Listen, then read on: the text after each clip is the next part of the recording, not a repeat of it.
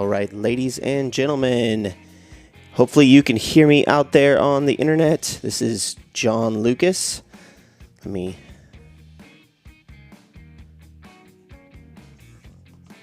Hey guys, how's it going? Sorry for the little delay. We wanted to just get this out on social medias and get it posted. So anyway, this is going to be the East Conference Championship kind of video review. So I'm going to bring in Breeze Olson and then also both of the coaches from Temple, Jesse Kitson-Apelson, and from Minnesota, Mike Burns. They'll be walking us through what went down yesterday with the Eastern Conference Championships. We're going to watch the routines. Let's bring the guys in. Hey everybody, how's it going? Hello. Aloha. All right. Well, good. How are you, John? I'm good. How are you guys? Ready to review some gymnastics from yesterday and show the world. Yeah. All right. Well, we can get that started.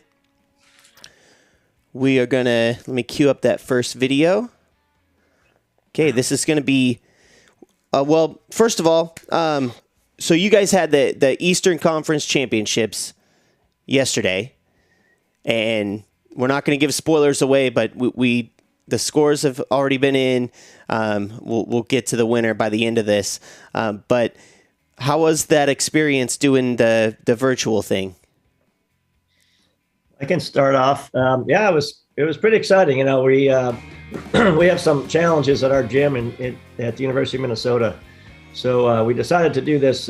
Record the videos live, the routines live, and then submit them into a Google Drive. And we had two judges that we hired to be part of it: Ron Hill from here in Minnesota and Jeff Zach from there in Philly. And it was great. Jesse and I were we had a FaceTime call last night with the two judges. We went through the routines and listened to the judging happening as it was happening live. And, the judges would then, actually, Jesse and I were in charge of inputting the scores into the Google sheet, score sheet. Oh, cool. I thought it was a really fun experience for me.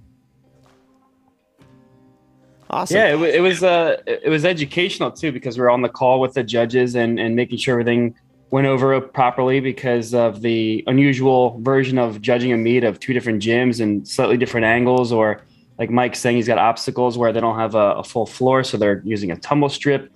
And just made sure the judges understood what was happening. And there's no real replacement to actually having your opponents in the same place at the same time, in my opinion. But this really served a good purpose for us because the NCAA meets start to run out for us to piggyback off of, like we do during the year, and everybody's in their championship season. And April is a quiet month, and we go all the way till mid-May now. So this provided good urgency and seriousness to have what looked like an intra squad in our gyms, but in uniform with it counting for something. So I think everybody felt the pressure and importance of it. So yeah, it's like a little pre-nationals pump up 3 weeks out. So I think it went as well as it could have. Awesome. And then Breeze, you got to live stream the Western Championships yesterday.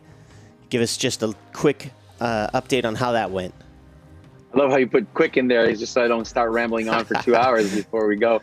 It was simply put the most exciting ending of a competition I have ever been a part of an experience. So that's all I'm going to say. It was a nail biter to the last routine. Yes, I agree. And so finish. Check it out. I'll give a quick plug. So GymACT.org, and find a link to the West Conference Championships video.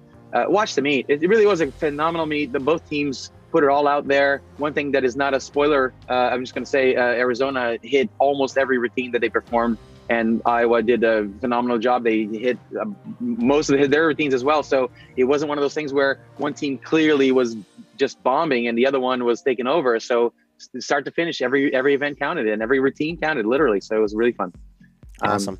All right, well, let's get into the championships here for the Eastern side. We're going to start off on floor. We're going to kind of do it in like a head-to-head format, so just bounce back and forth and watch for these routines. First up will be Minnesota's Hayden. How do you say that last name, Coach? Paravicino. Paravicino. All right, Hayden Paravicino. That just rolls off the tongue like a melody, doesn't it?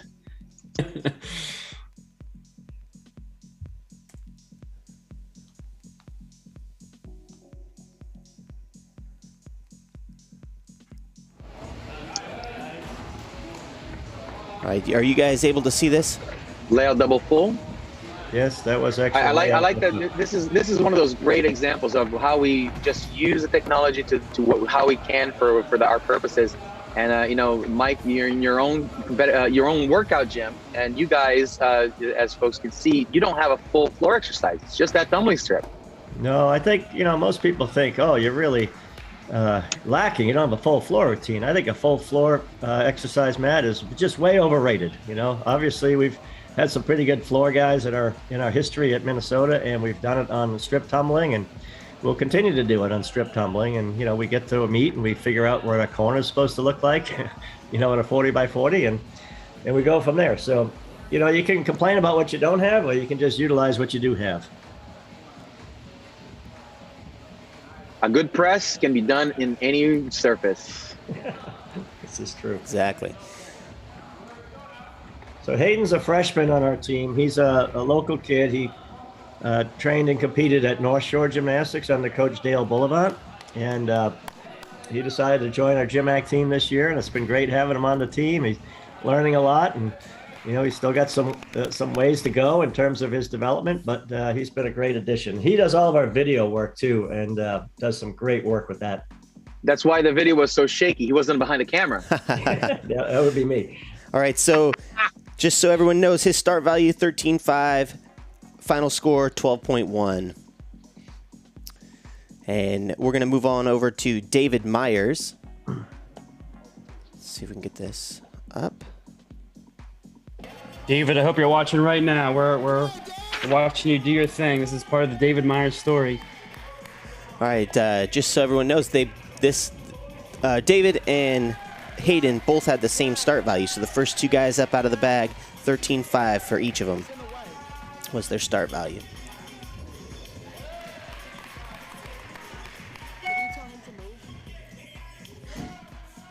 So for those that probably don't know David, which is probably most people, because he was not actually a JO gymnast. He kind of slowly came out of the bush and came out of nowhere, because he was here at Temple to join the soccer club at first. The Division I team was going to try out for it. This is one of our favorite stories, that he wanted to save $5 and came to the gymnastics gym instead and started learning skills and joined us in morning training and started learning routines. And we said, we can use you in we need you in these meets. That's and awesome. Look at him doing real gymnastics. That's fantastic. I gotta love it. The David Myers story continues. That is pretty cool. So he ended up with final score of 12.1. So it's a tie ball game heading into the next gymnast. We're going to look at Kellen Not a bad Ryan. score for a soccer player. Yeah, not a bad score for a soccer player. This will be back to Minnesota. Kellen Ryan doing his thing. That's because he should have been playing football, not soccer. Well, Kellen's another one of our freshmen. He's from Janesville, Wisconsin. He was at Jump Around Gymnastics outside of Madison. And he had been coming to our summer camp probably for the last 8 years of his life. It was awesome. He was born and bred to be a Minnesota Golden Gopher, right? Then last year they dropped our program and we transitioned. He was, hoping to get onto a Division I roster. He did not. So he applied and got into Minnesota. Well, he's got some big tumbling, I'll tell you that. Yeah, he's a talented kid. He's got some good ups. He's a really good twister, flipper. Pretty good landings. His both opening passes were blind, and had pretty good landings on him. And that's one of the areas, on floor exercises, Jesse and Breeze and John. It's like you can either stick all your passes and have a great score, or you can get 3/10 off on every landing and have a really bad score. So this is where he ran into some serious issues here. This was the end of his triple Russian, which is looking great. It was a real train wreck. Oh! It kind of almost looked like intentional. It was like the the curly Three Stooges shoulder roll, right? It looks like it's going to be a lingo from players. I'm going to call that move the Shamu. The Shamu, yeah. There you Mike, go. I do have a question for you there on that landing mat that he's got. Is that on the rod floor, or is that a separate landing surface? Well, the floor that he's on is a AAI Stratum floor. Excuse me, it's not on our rod floor. The rod floor is the one in the foreground, the darker blue one. So we told him, you know, most of our guys do a lot of their, not a lot, but half of their passes maybe on the rod floor. I said, do you guys got to do all these passes on the hard floor this week? We're not having any of this extra benefit type of thing, right? So here's back 2.5. Boom, baby. Yeah. So that mat where he landed, is that actually sitting on the floor surface, or is that a separate? Yeah. Yeah, it's a straight floor surface. Okay. And we just had, and Jesse and I had met prior to the meet, and we decided, you know, what kind of things we're going to allow. And you know, obviously, you can see that running back and forth on a strip, it's a little hard to kind of figure out if you're staying in bounds and all that. So we talked to the judges Friday night, and we decided to just kind of eliminate any neutral deductions on floor unless they were like super duper obvious. And timing a floor routine like that is a challenge too, because you get a lot of running back and forth. So Jesse was kind enough to kind of accommodate us in that. So thanks, Jesse. Yeah, it's you got to do what you have to do. I don't know how else we do it. Exactly. Awesome. All right, so let's get over to Brandon Baskin. This is out. John, what was the score for that last routine? Oh, that last one he scored a 12.35. He had a 5-1 start. Got the stick bonus. Yep. All right, we're gonna move on to Brandon Baskin. Okay, Brandon's a sophomore from Maryland, from Sportsplex, and battling a couple of lower body injuries, but finally got back into competing floor. I think it's been since probably end of February that he was able to compete floor. So watered it down a little bit to save the ankles and the knee. I was gonna say that opening pass, it looked huge. He tumbles he can get some height. up in the air, man. Very powerful athlete, you can tell. Even and that's the thing, even in a watered down routine, when someone does beautiful gymnastics, I don't care how simple it is, it's still beautiful gymnastics, it's clean, he gets the full credit, he gives nothing away. And that's the name of the game for these guys in the team competitions, is just give nothing away, right? I mean, and of course you want to put as big as a difficulty as you can. But of course that comes at a great risk, you know, big risk, big rewards, unless you make it sloppy. And it looks like Brandon here is doing a great job at keeping it clean. Mm-hmm. Yeah, he's a real coachable athlete. Whenever they have a correction for him, he takes it seriously and actually fixes it pretty fast. So it's always fun to see that happen, because it's a lot of times they don't, you know, gymnast doesn't get it, but he understands and tries to make the correction. So not bad. Not bad. They just have to figure out. You got to figure out how to control that power and slow down the last pass for the landing. Exactly. Jesse, you made a really good point right there. A really coachable athlete. I think any junior gymnasts that are out there, that's a really huge characteristic of a successful person, not just a gymnast, but a successful person. You're able to be taught. You're willing to be, you know, get outside your comfort zone and be told the things you need to do to change to get better. So I think that's one of the things just naturally that's really important for this sport, especially. Awesome. How was I, Mike? All right, we're gonna move on to Ben Hayes. You're good at that. No comment. Your silence is very. All right, so this is gonna be Ben Hayes competing floor. So That was too long ago. Mike doesn't even remember it. I remember. Oh boy. I remember your positive attitude, which has just kind of been a constant timeline in your life, Breeze, and that's a beautiful thing about you. That's what I love. Blessing and about a curse. Thank you, Mike. So, Ben, I started the video a little too soon. He's over. Yeah, it's all right. He finished his mental prep. That was kind of good to see his little visualization there. Yep. And Ben's another one of our freshmen. He's from Colorado, from the Denver area. Nice. And I think he stepped out of bounds right there. yeah. Well, if he did, it was not a deduction. Sorry. I know. And Ben's been just awesome. He's been doing the all around almost every meet. He injured his knee in one of our home meets back in late January, so he was kind of out of floor and vault for a little bit. But he got back in, rehabbed it up, and he's turning into a very consistent, very dependable guy. And that's another thing that's really important. First of all, It looks very comfortable. First of all, you have to be able, right? And then if you're able, then you can become capable. And then if you can become capable, you can become dependable. And if you can become dependable, then you're unbeatable.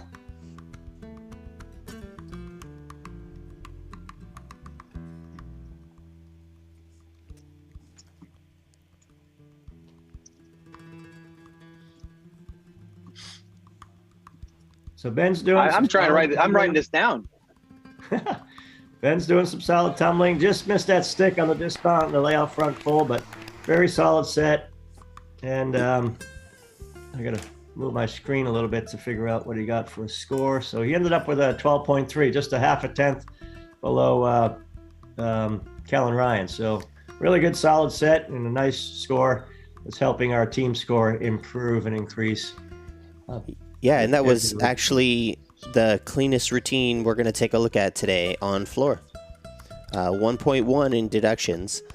Yeah, and that was the highest execution score. 1.1 on floor is hard to do, you guys. Yeah. Anything under 2 points on floor, you're pretty much a execution god. All right, let's jump over to Garrett McDaniel out in Philadelphia. All right, Garrett's our senior co-captain. He's also one of the N2 award finalists. So, yep, we're always excited to watch him do his thing. And when he joined us a few years ago, I told him he was the missing link that year. They really set things going for us to get onto a serious pace again with our team. So. Oh yeah. Yeah, he threw that in for an extra 10th. Wanted to get that, I think, 10 skills. That made it 10 skills and just get the little extra 10th. And he gets the cool bonus points as far as I'm concerned. Yep. That should be in the code of points. The cool bonus point. Yeah. How much should that be worth, Breeze? Oh man, that's worth the what do you call it? It's like when things are in question, they are no longer in question. That's what that's worth. Yep. So the name of the game. See how clean that is? I love it. Exactly. We're just going for as clean as possible. And he's done routines in the past with double layouts and higher difficulty, but as you know, if it can't score high enough, you got to make a change. And also battling some lower body injuries, and was able to get back in time to do I think 3 events yesterday. That seems to be a common theme for all gymnasts in the Northern Hemisphere. At this time of the year, you are all battling some sort of injury, and I hope that you are taking the time to take care of your rehab, to take care of your bodies, to do all the prep work that you need, and warm up properly, for God's sakes, before you start your routines. This is my PSA for all gymnasts out there.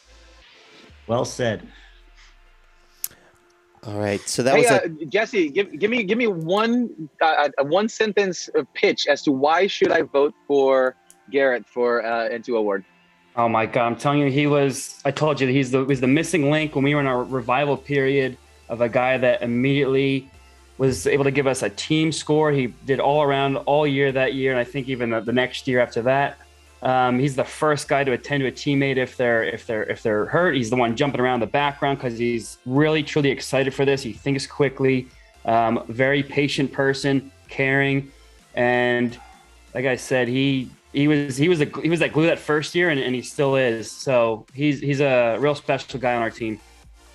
Awesome. That was a beautiful long run-on sentence, but that was one sentence, I'm pretty sure. Lots of commas and semicolons makes lots of commas. Lots of commas. Thank you. N2 award recipients and nominees are on the GymACT.org website. Go to the N2 award and you can read all about it. N2 being what I'd like to say is that the Heisman is the N2 award of football. Nice. All right, we're going to jump over to Andrew Hyde. This is out in Minnesota. Yeah, Andrew's junior on our team. He's a local guy from Mini Hops. Sorry, I'm not Andrew. Mini Hops Gymnastics, and same gym that Shane Weskus went to, and He was on our team from the get-go, and then obviously when they dropped, he decided to stick with it and continue to come in. And he's been our team leader, our president of our registered student organization, Minnesota Men's Gymnastics. He's our team captain, and just been a great leader. He's a civil engineering student and doing a great job in the classroom and great job in the gym. And he's another guy. Funny story. He finished his career in high school, and like many gymnasts in high school, they maybe have one event that they just don't like doing. Well, that event for him was high bar, and he was happy that he was done and going to Minnesota and never having to do high bar again. However, the promise we give to all the athletes, you never have to do an event you don't like anymore. Get on Pommel horse. So anyway, as we're going through the season, we have a few guys injured here and there. It's like, hey, we got a hole on high bar. And Andrew's like, I might be able to start doing some high bar. And he's kind of like a little bit afraid of his dismount, but he's been nailing it, man. It's awesome to see. The same thing happened on P-bars earlier in the year. He's like, I could probably pull out my old JO routine, 13-0 start. And he does it. He warms up with a swing handstand, then he can do his routine. It's pretty amazing. And in this particular routine, I believe I'm looking at the score sheet. Yes, indeed. And I think this is coming up right now. No spoilers. No spoilers. He's been working all week to get a stuck dismount. That back there double he did. And that's like the first one he stuck in about a month. So it was pretty green awesome flag. Moment. Where's my green flag? I only have the green pen. Stuck dismount. That's we always talk about the stuck dismount being a big deal, and it's mathematically speaking, yes, it makes a difference. At 1/10 bonus if it's a high enough difficulty dismount. Which when it's never just 1/10. If you stick it, you gain a tenth. If you don't stick it, you lose 1 or 3. So you're really gaining 2 or 4 tenths when you stick a dismount, right? Can be a big deal. Can be a meet deciding factor. But the most important thing is the amount of energy that it brings to the team and to the athlete. When you stick your landing, it's an incredible rush of energy. You feel like you're on top of the world, and that energy transfers right into your teammates, and the next routine starts with that incredible momentum. So it's not just about the sticking landing that you want for the points, which you do, but you just saw how pumped he was at the end of that. And yeah, worked all week to try to stick at the dismount, and we always stick skills all the time, but to do it at the end of a routine, when you're fatigued and tired, when your teammates are there counting on you and the team scores on the line, that's the energy that it brings in. Awesome. Well said, Breeze. All right, let's jump over. Only you guys can get me this excited. The sun is just rising. My alarm just went off that I was supposed to get up to get ready for the day. But this is amazing. I love gymnastics. Dang, it's cool. Let's go, John. All right, Zachary Raymond out in Temple. Yes, he's a current sophomore and just came back from the Collegiate All-Star Championship with actually Andrew Hyde from Minnesota we just saw, and that was about, I think, 3 weeks ago. So Zach did make it to floor for the All-Stars on the East, and let's see how he does today.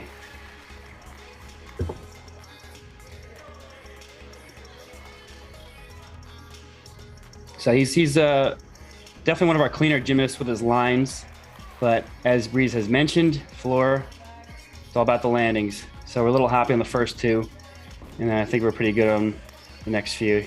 A little hoppy, kind of like a good IPA, right? I'm so glad you said it because I was thinking it. Zach Raymond's floor is just like a good IPA. Now you saw his feet flexing a little bit there. Yeah, he had a lot of adrenaline, and he was about to tip over that V, and he was, I don't know, apparently the foot flexing and pointing made him save that V, and it did. So I was pumped about that. That's awesome. And up until last year, he said, I've never stuck a back double full, so now he sticks it almost all the time. Nice. And props to him for finishing with a D dismount. Not going with the partial, we're going with the full credit. Nice. Yeah, got the job done. Yeah, that's the thing, right? Pushing the limits for the full element group there,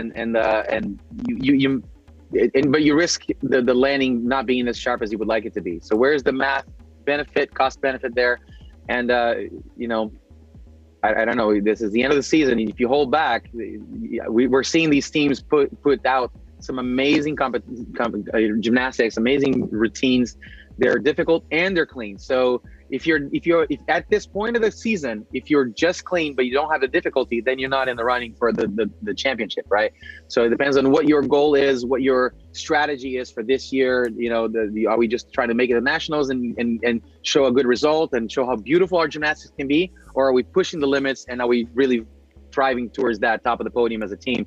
And you know, there's some strong gymnastics in GymACT. We're seeing some world-class gymnastics, and you can see these guys, they're putting it out there. I love it. All right, we're gonna move on over to Yaroslav Owens-Pachinka out in Minnesota.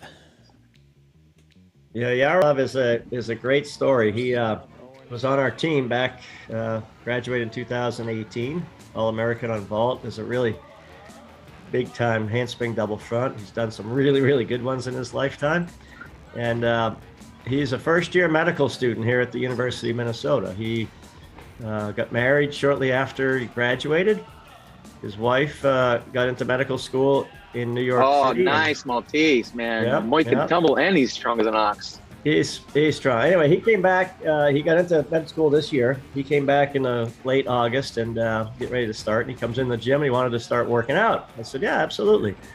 And then I said, well, why don't you consider competing? He goes, what, I can? I said, yeah. It's a beautiful thing about GymACT, right? So anyway, he was not in gymnastic shape at all when he got back. Well, he looks like he's in shape now. Phenomenal job of taking care of business, you know. That's awesome. Getting all of his skills back, getting back his strength and his abilities. So it's been really fun to watch this whole process take place. And he's gonna be with us for at least one more year. Awesome. And you can really see his comfort and confidence on the floor is showing with this maturity of athleticism. Well done. Yeah, he's definitely a power kind of guy. His brother David Pachinka was on our team last year. He actually finished up school in the summer last year at the end of his junior year. Graduated and got into grad school at the University of Illinois and transferred. Well, didn't actually transfer. He just went there and he's on their team at Illinois now. Competed this last weekend at the NCAA championship. So, all right, I gotta piggyback on that. Thank goodness for GymACT kind of a bandwagon, because we also have here in NorCal, we have an athlete who competed for Nebraska for his whole NCAA career. And then once that ended and he graduated from Nebraska, he's actually at Stanford now as a grad student. And he was just uncharacteristically emailed me over and over and over again, 3 or 4 times in 1 week, going, how can I join this team? How can I continue to compete? And basically, we figured out a way that he would participate in a couple of virtual competitions so that we would get things started, and then basically got him his spot to go to the national championships in May. So he's going to be competing for NorCal at the GymACT Nationals on May 14th in Mesa, Arizona. So here's a guy who's just, you know, one of these guys that has the heart of a lion for gymnastics, and he wants to continue to compete. And we give him an opportunity, right? Here's GymACT for you. So guys, if you're out there and you want to be a gymnast, if you've got the heart of an athlete, the heart of a champion, you know, if being a coachable athlete is about all you can ask for. And if you're excited, we'll figure it out. If there is a way, we'll figure it out and we'll get you out there on the gym floor. That is awesome. Okay, we're going to move on over to our final floor routine, Jacob Biller. Yep, Jacob Biller is our junior co-captain. Definitely has the highest start value on our team on the floor and one of our cleaner athletes as well. Starts off with an excellent triple full. It's been getting better and better. Yeah, almost stuck it. Super clean. Yep. And this past year, this front double full has given him a little bit of trouble earlier in the season, so now he's just making sure he doesn't underdo it. Yeah. I was always trying to help athletes learn to just take that hop forward on the blind landings. Mm-hmm. That's in my opinion, a perfect landing on a forward blind landing. A little bit large on that one, but that's okay. Maybe good enough for a punch, but yeah, major break was right here in that press. just a little too fast with the tempo, but brought it back with this next double full. Nice. That was an excellent landing. Good landings. And one more to seal the deal. Here we go. There's the John perfect landing. Yeah. That's and you know, if you focus on that land and small hop forward, you'll stick more often eventually. Also, the preparation for landing position is there, so that's not being deducted. You know, that's another thing. It's not just the landing that matters. If your body shape is too low or didn't get ready for the floor, those are all described, written deductions on the code of points. So he did not take any of that. Just a 1/10. Great job. Mm-hmm. All right, you guys ready to move on over to Pommel Horse? Yes, we are. Well, the running score after the first event. You want to kind of go through that real quick? Sure, yeah. So Minnesota's running score 50.1 and a 48.9 for Temple. And we're Great going job on the with spreadsheet, by the way. We're going. Thanks. We're going with the 5-up, 4-count format. Right. And so we get to throw out our lowest score. We got to throw out a 12.1. And Jesse, you guys got to throw out 11.95. So pretty tight after the first event. You know, it's pretty close. Just a little bit of separation there. So that was a good start. We had a 10. That was a 10 for 10 start on their meet, wasn't it? No one fell down. Those were all hit routines. You're right. Well, we got the Russian from Callan. Yeah. Yeah. The Shamu. The Shamu. No, that's not a fall. That's the not Russian to the curly shuffle. I think they take a fall for it. I remember one time it was Visa's maybe at the time. Chris Brooks forgot what, like his floor multis and was going to do a transition and then instead just dove on his face. I think I remember that. And I guess I heard he just kind of like laughed it off, but then he found out they took a point off for falling. Oh man, rough. What are you going to do? All right, let's get over to Pommel Horse where sense of humor. Hopefully we have just as many falls as we did on the floor. Yeah. I don't want to see no Shamus on Pommel Horse though. That just looks more painful. Well, we have a Shamu on steroids coming up on Pommel Horse. So just so you know. Fair warning. All right, we're starting with Koa Taylor. He's another one of our freshmen. He's been injured. He's been nursing a really bad back lately. He's just starting to get back into training, and he was kind of a little bit of a risky venture putting him up, but we needed a 5th Pommel Horse score. He started out pretty good. His scissors are an area that kind of gives him some trouble. So he's got a good swing. You know, he's swinging nice here.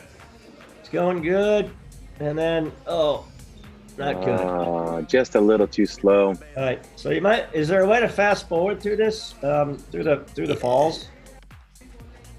Because this is like a 3-minute Pommel Horse routine. It's one of those moments as a gymnast or as an athlete that you just think is a nightmare scenario, but it's actually true and it's happening. So here's number 2. You can see the body language is like, oh, serious? And it's like, hey, you just got to get back up. And this is the beauty of a virtual meet, you know. Raise your hand. You got to take everything that you get. And, no do-overs on this one. No do-overs, so. But, I can tell by the extension of his circle and how beautiful it is that I suspect he's got those amazing days where you're like, holy cow, this kid can be a national champ on this event. Yes. I mean, he has that kind of capability, and this is unfortunate, and hope, when you have an experience like this, it's kind of self-defeating in a way, so you got to find a way to make sure it doesn't go down the rabbit hole, right? Exactly. And it happens to this has happened to literally everyone, where even that one, like you chalk up, you're ready to go, and you just slip. It's like an insult. It's definitely happened to me before. It's like that nightmare we all have where we're running away from something and we can't stand up and we keep falling down. It's just like that. And for folks that have not been gymnasts in their lives, this is a typical workout. This will happen at least once every couple of workouts where you just get up on a horse and nothing happens. Right? You're just like, I can't even do the simplest skill I've ever done in my life. Yeah. And you get up there and then you get off and you chalk up, or you go to a different event and do some drills, whatever it is, and you come back and you try it again. Right, and you try it again and again. Like I said, Koa there, I bet, has some phenomenal days on Pommel Horse where he just impresses everyone and is a Pommel Horse god. But then, you know, and then in the same day or a day later in that week, you just can't make a front loop, right? And that's unfortunate. I give him, Breeze, I give him a lot of credit for just sticking to it and not giving up and finishing the task. You know, he had to do a routine. It was not a good routine. We all know that. But he finished. I think that's what's really important. Keep your head up and try it again tomorrow. Yep. Absolutely. All right, let's jump over to Philadelphia. So this is sophomore Steven Rathbone, who originally wasn't going to be in the lineup, but one of our men had we got slow-mo. I don't know if that's slow for you guys. Does it look slow to you? It looks a little slow. He's just a very strong athlete. Anyway, I was saying that one of our other members had to go to the hospital and have a surgical procedure that literally, I think the night before. So I went, Steven, you're in. And he did a decent job by abiding by rule number 1, staying on the horse. Whoa. That is not a pommel horse routine. Yeah, that's where the video cut out for me, so it must have been an error on my end, but that's what we'll get to see. Coach, you can tell me how it finished. Okay, so he's doing his circles, does what's called the 180 reverse Stockley, and really just goes up to the dismount after that. So circle to handstand, and slight hit on the horse, got up, stuck the landing, because, I mean, he really showed it, you know, like a stick position. You'd never like when a gymnast takes a step on the pommel horse landing, but Steven showed us a nice stick and set the pace for the lineup by staying on. Sometimes I wish I could just have that happen in a meet, right? We just tell the judges, here's what he did, guys. He really stuck that landing. It was beautiful. You should have seen it. Now, for the record, though, these routines were pre-recorded. They were saved on a Google Drive, and the judges watched the routines one at a time while they were on a conference call. Were you guys involved in that during the judging process? You were on a call with them? Yeah, they entered the scores. Yep. We and by the way, the judges just watched it one time through. They didn't reverse it to watch it again. It was just they said 1, 2, 3, go. They pressed play at the same time. They watched it. They judged it. And collaborated to make sure everything was right. And then Mike and I provided any context if we needed to regarding what he was talking about floor, about staying in bounds and little details. So the rules of engagement were taken care of. Awesome. Very cool. All right, so I'm looking at the start values though. Here it says, Koa and Steven got credit for all their skills, though, right? He did get credit for the dismount.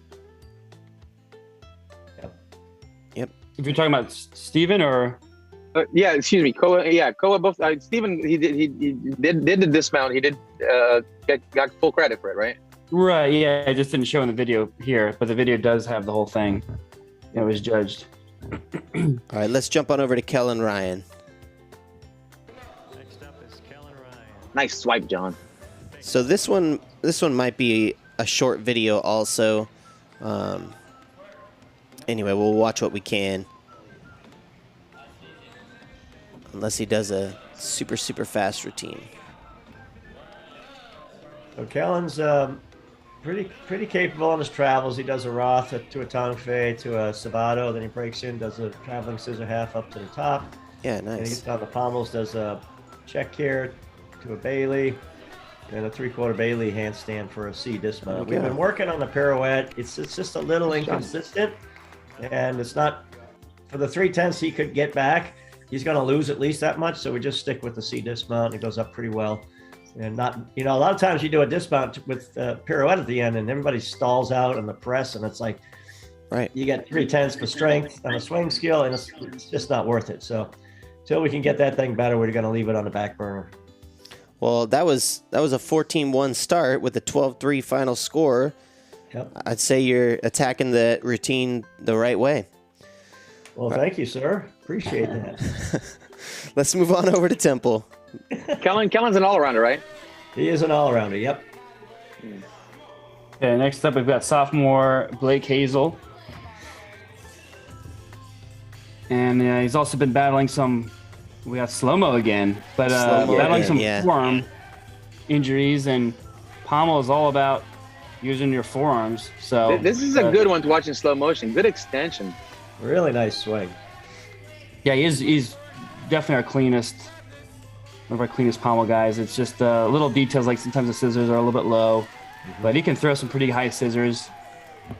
We throw nerves in the way or pain in the way. Sometimes it's a little different. John, as a suggestion, can you pull the videos straight from the spreadsheet and just play it from the internet and see what it looks like? No, not right now. Okay.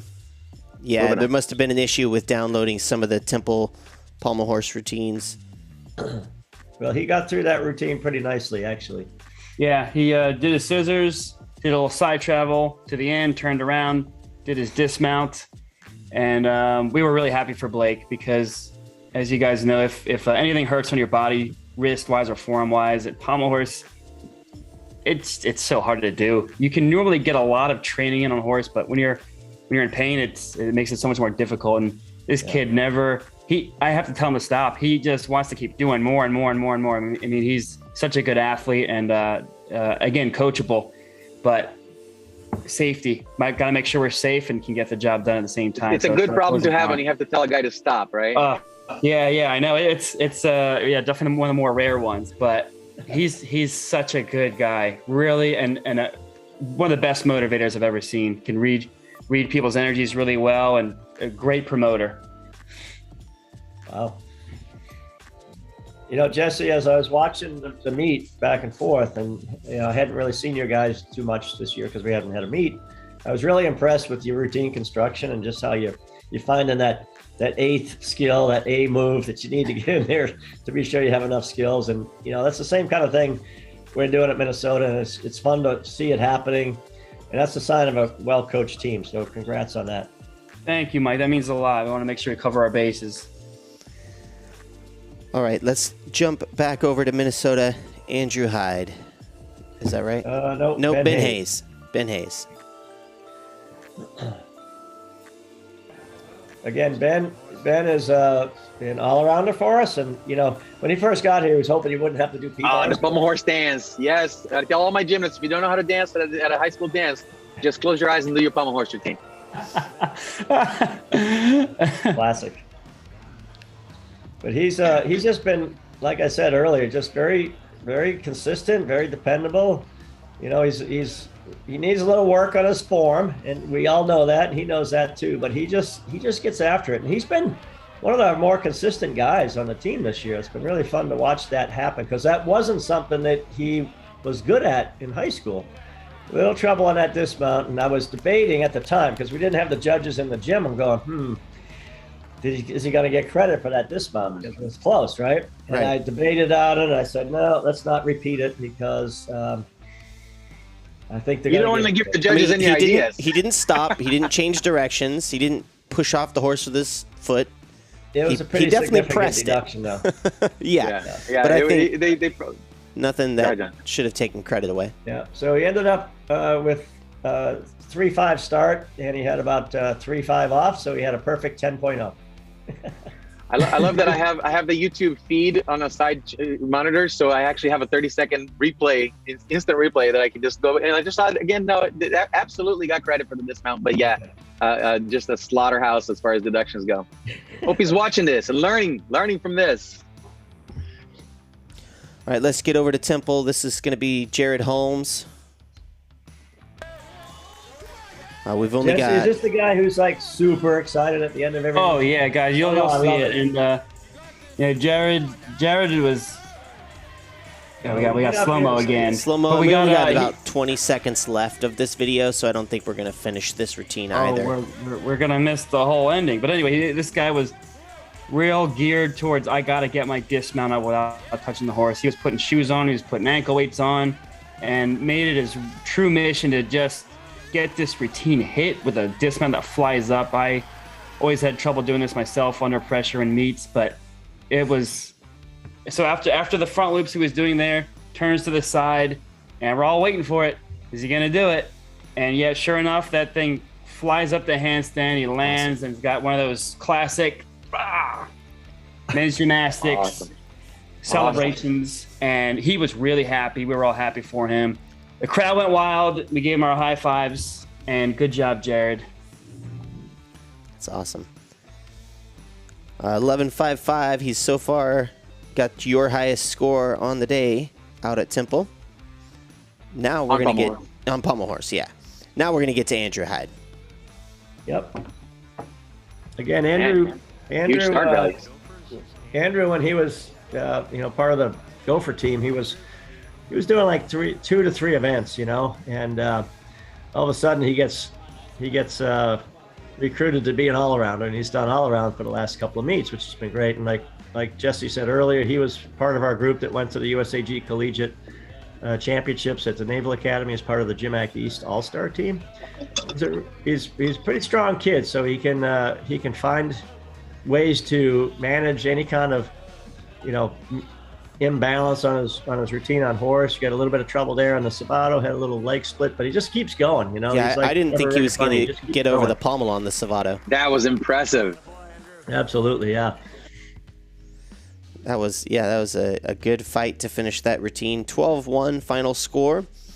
So, Mike, shabby. Was Pommel Horse one of the events that he just added in this year? No, that was one he was pretty proficient at. I was gonna say he looked like he's on top of things. No pun intended. He's definitely keeping it going and knows how to manage his energy well on a Pommel Horse to keep things flowing when necessary. Well, he swings calmly, A lot of people swing Pommel Horse like really nervous, He swings really calmly, and it shows in his final result there. Right, and it's a subtle difference between a calm Pommel Horse circle and a slow Pommel Horse circle, right? You look at guys in there slow, and you're like, you're not gonna make it around, bud. What I always look at on Pommel Horse is how the gymnast grabs the pommels, especially when they're doing check cares or flops and that kind of thing. Because if they're grabbing it like they don't have any kind of control, like a P-bar handstand, right? But if they're grabbing it and they're able to you can start seeing them massage the pommel. That's like the fine tuning of balance on Pommel Horse. It's really critical. And that's one of the more important things that I think is necessary to be a good Pommel Horse guy. I love the way you put that, Mike. I haven't heard it in those words, but that's so true. If you watch solid Pommel Horse guys where you might not be able to explain it in words if you're not Mike Burns, but they just have this look. They're like, they're not going to fall. I don't know what it is, but their hands, they're just attached to it and they have support and they're going to make it. So yeah, that was well put, Mike. Can I share a quick story? So I was at Visa U.S. Championships several years ago, and Alex Nador and Jake Dalton are on the Oklahoma team. And it's a day in between the meet, and Jake had a little trouble on Pommel Horse the first day. So I'm watching them both train, and I'm watching Alex, and he's got that hand thing going, right? And Jake has hands like a statue, right? They don't massage the pommel at all. So I'm watching him work out, and I go, Jake, can I give you one pointer? He goes, I said, I don't want to give you too much, but I'm just watching you guys, and you need to squeeze the pommels a little bit more and try to use that as your balancing mechanism. He goes, oh, okay, let me think about that. So he took a turn, and he goes, yeah, I kind of felt it. Next day, he goes up and nails like his best routine ever. And everybody on the team, high-fiving him. And then after everybody was all done, he comes over to me. He goes, you know what? That really helped. Thanks. That's awesome. All right, let's see if Zach Raymond has got a good grip on the horse. Oh, man. Sorry. Imagine we'll have another slow-mo vid. Yeah, it looks a little slow-mo. John, don't be taking over my job of bad puns today. Come on now. Right. Yeah, however, we do have much more time. We've got a minute left in this. So if he starts, maybe we'll get through a routine. Yep, so it starts out with a couple of scissors. You can see the knee bend in the front, but tries to show off that back leg. And Zach's pretty flexible, so sometimes you get those legs up pretty nicely. We restructured his Pommel Horse routine. This skill you just saw used to be at the very end, and he would miss it a lot. We say, let's put that more in the beginning. And, it's only been about a week of trying this, so it's a pretty new format. But I think, there he falls off on the more, unfortunately. All right, let's jump ahead a little bit. Yeah, so I was just saying, hey, carry on. You got enough skills in. You got credit for that more anyway. And just try to finish cleanly. So here's the dismount, but... Are we going to see a Temple dismount? There we go. Nice. So a little arm bend, a little strength, but he's real good at the pirouetting and cut off there, but he turned back around, so it was a D dismount, gets full credit. in terms of the difficulty. So really close. I think that new format will work for him, but you never know on horse, right? Up until it happens, you can never get complacent and say you got in the bag, because once you do that, you're off the horse. So he's going to get it done though. We got nationals in 3 weeks, and I have confidence that he's going to pull that off no problem. He's got a really nice circle. I like the way he swings. A little slow though. Yeah. All right, so let's jump back to Jake Sawyer. Oh, man. There we go. Yeah, sorry about that.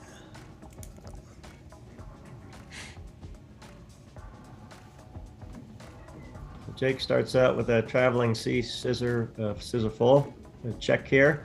Then he breaks into some unique stuff. He does 2 flares outside the pommel. Then he does a direct stock lié on the leather outside the pommel, followed by a check here outside the pommel. This is kind of some stuff that Ellis Manning kind of made popular back in the day. I remember seeing him at the All-Star Championships compete that, and I was like, man, I like this routine. This is classic Minnesota pommel horse. So then a couple of you guys mentioned that All-Star Championships, and that's just a point of reference of one of the things that we've been doing with GymACT, you guys, which is awesome. We pulled together the top 5 guys on each event from the West Conference and the top 5 guys on each event from the East Conference. And you mentioning already a couple of guys from Temple and Minnesota were present at the National Collegiate Championships, competing against the guys from Naval Academy and from William & Mary and a couple of other varsity programs. So it's a great meet, and we were able to participate with the individuals. And Mike, one of your guys actually qualified on all 6 events as an all-star, didn't he? Yeah, Kellen Ryan, he made the top 5 on all 6 events. So he was in the all-around kind of by default, and he ended up 4th in the all-around in the whole meet, which was kind of cool. Awesome. That's All-American status right there, baby. Boom. Congratulations to Kellen and to all the guys who participated at the All-Star Championships at the Nationals, at USA Gymnastics Collegiate National Championships. And real quick on Jake, he's also a finalist for the N2 award. And he graduated in December. We had to do a eligibility waiver for him. He's actually working as an EMT. He got his EMT certification a couple of summers ago, and he's doing 40 hours a week doing that. So he comes in the morning and works out one-on-one with me. And then, so he doesn't really hang out with the rest of the team in the gym, which is kind of hard. So the routines he did for this, we had to do Friday morning. And, I wanted to see if the rest of the guys could come in and cheer him on. It's like, no, I got physics class or I got math class or whatever. So it's kind of a lonely existence, but he's doing that to build up his hours because he's planning on applying to medical school over the summer. And by getting these additional hours, it kind of helps bolsters his application for med school. Well, we got some great medical schools here in Northern California, and NorCal United is always a welcome to new athletes. There we go. Just saying. Transferred to NorCal while I was at med school. All right, let's get over to the last and final pommel horse routine. I don't think we're going to have the full thing on here, but let's watch what we can. Another slow motion one. Yeah, of all the events to be in slow-mo, huh? I had to pick this one. And just for the record, the judges did not see these routines in slow motion. They had to actually put their coaching eye on. Yeah, so Garrett's our pommel anchor, and sometimes we put him first because he really abides by the rule of staying on. You'll see it happening. He just hates it more than anything to fall off the horse. So he just kind of tricks you. Oh, he's still going. Oh, I thought he was gonna fall, but he's still going because it's his mission. And we're gonna lose the video here. Okay, so a couple skills left. Goes down to the end, circle to handstand, makes it through. So, judges gave him credit on those, fortunately, but yeah. It just looked like his center of mass was not where he was supposed to be several times in that routine. I tell you, and, if you saw his warm up, you would have been that's the one we wanted to use, but it doesn't always, it doesn't work that way always. So anyway, he's performing the Roth in there early in the routine, and that's a skill from Bill Roth, Temple alumnus from the early mid 90s, and he and Freddie T created that Roth, slightly different format, but yeah, it's a temple specific skill. So is it a requirement that every year you have to have at least one guy do the Roth? I tell you what, we did this thing called the Birds of Prey Week in the right when school started, probably beginning of September. I made 2 teams. One of the challenges I had was the best Roth, one on each team, one for the cherry team, one for the white team. So yeah, I mean, we had guys trying that skill for the first time, but you're not wrong, Breeze. That's kind of what we do. That's fantastic. That's fantastic. Because Mike's going to have a little bit of trouble if he tries to get the Roethlisberger for at least once a year. The craziest parallel bar dismount ever created, and only I don't know, maybe 5 guys in the world have ever done it in competition. It's just really cool. There's actually one guy on Stanford's team, Ian Gunther, that does it now, and he does it really well. Oh wow, nice, good. Well, the legend lives. Yes. Well, John is a self-professed. I wasn't very good at parallel bar dismount, so I had to come up with something, and that's what he came up with. He couldn't do a double pike or a double back. His front swing was not that good, so he decided I'll just find a way. And that's what I love about John. He's a creative problem solver. He goes, I can't do a big dismount. I'm going to make my own up. And right. Go to points. Forget you That's guys awesome. and your traditions of pushing and flipping. I'm doing this twisting first. I thought he just fell off the bar one day, and like I bet I almost died on my head during this thing. I might as well pull a flip so I don't hurt myself. And his dad went, you know what, John? Just put that on a hard floor. Let's see what happens. That's my voice for the Roethlisberger. All right, let's quick recap of the scores. Running total for Minnesota is a 97.35. They dropped an 8.15 from Pommel Horse. And then a 92.45 from Temple. It looks like they dropped a 9.85. Yeah, we both had a score under 10, so it was good to be able to drop that. It's nice to have that luxury of dropping a bad score. Yeah. Yeah, we debated back and forth for so many meetings at GymACT, the board meetings on how we're going to run our season and what's best for the athletes, what's best for the teams. And we do have some smaller teams that are, really making ends meet here with the shoestring budget. So, we don't have the numbers to allow us to have that flexibility and the depth of a team that can put 5 solid routines on a competition consistently without, pushing the athletes to do all around every single meet every time. So a smart move on GymACT's part to allow these teams to be more competitive with one another by doing 5 routines and only counting 4 scores. And the smaller teams can put up just 4 routines and hoping that they don't, have any falls counted on that one. And it's working out pretty well. It's made the level playing field pretty even across the board, and made the scores compatible from competition to competition. And it will make these teams be able to challenge one another at national championships, even with a lower number of rosters. So I like this format. It makes for the competition to, be a little longer because you have extra routines and you got to keep track of which ones didn't count, which ones did. As an audience member, you start to lose a little bit of track, but it's not that bad. And it's certainly helpful to the teams and to the athletes because it keeps their morale high when the team is still going, 30 hits for the meet, right? That kind of thing. So there you go. Well, let's move on to rings. And we only were able to put 4 guys up on rings. Hayden Paravicina was supposed to go, but he's been nursing a bad shoulder, so we decided. So because of that, we're going to start with Stephen Rathbone. Yeah, good call. Out of Temple. Yep.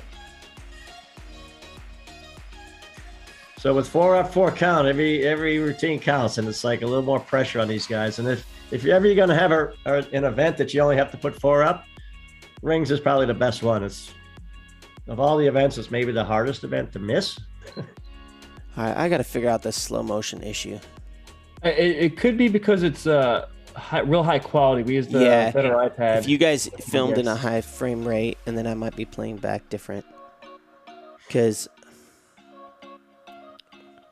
So, anyway, this is sophomore Stephen Rathbone. He's been our solid leadoff guy for most events. And anyway, finishes up with a giant and then finishes to double tuck, small hop on the landing, but covers all the element groups. Biggest thing was that drop in L that he's been really just working to figure out.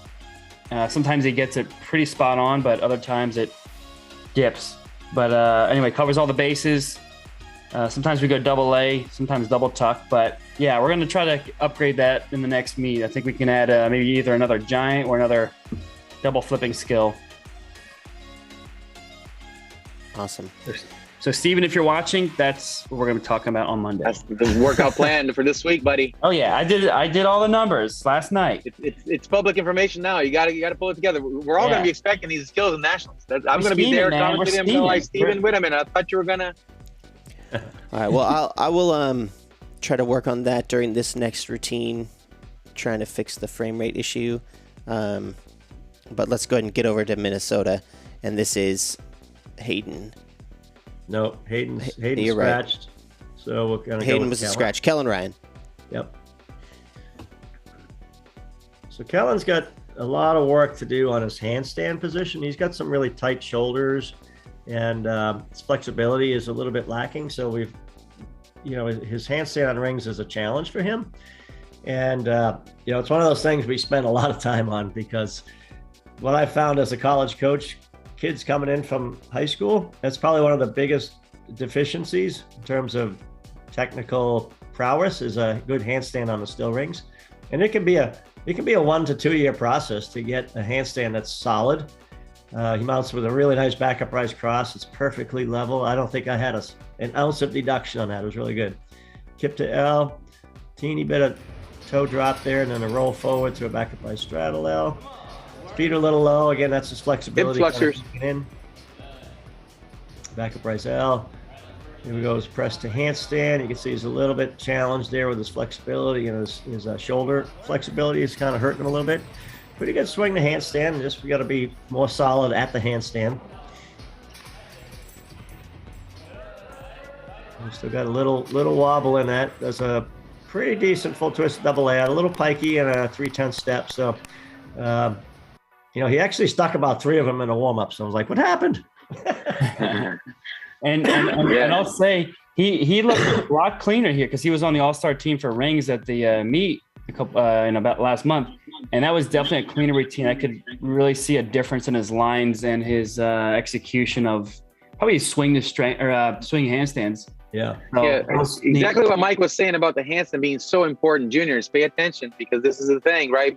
Kellen here has a 14.2. No, excuse me, I'm looking at the wrong event. He's got a 15.2 start value on. No, that's on rings. Okay, a very high start value of 14.2 on rings, and he's got over 2 points in deductions.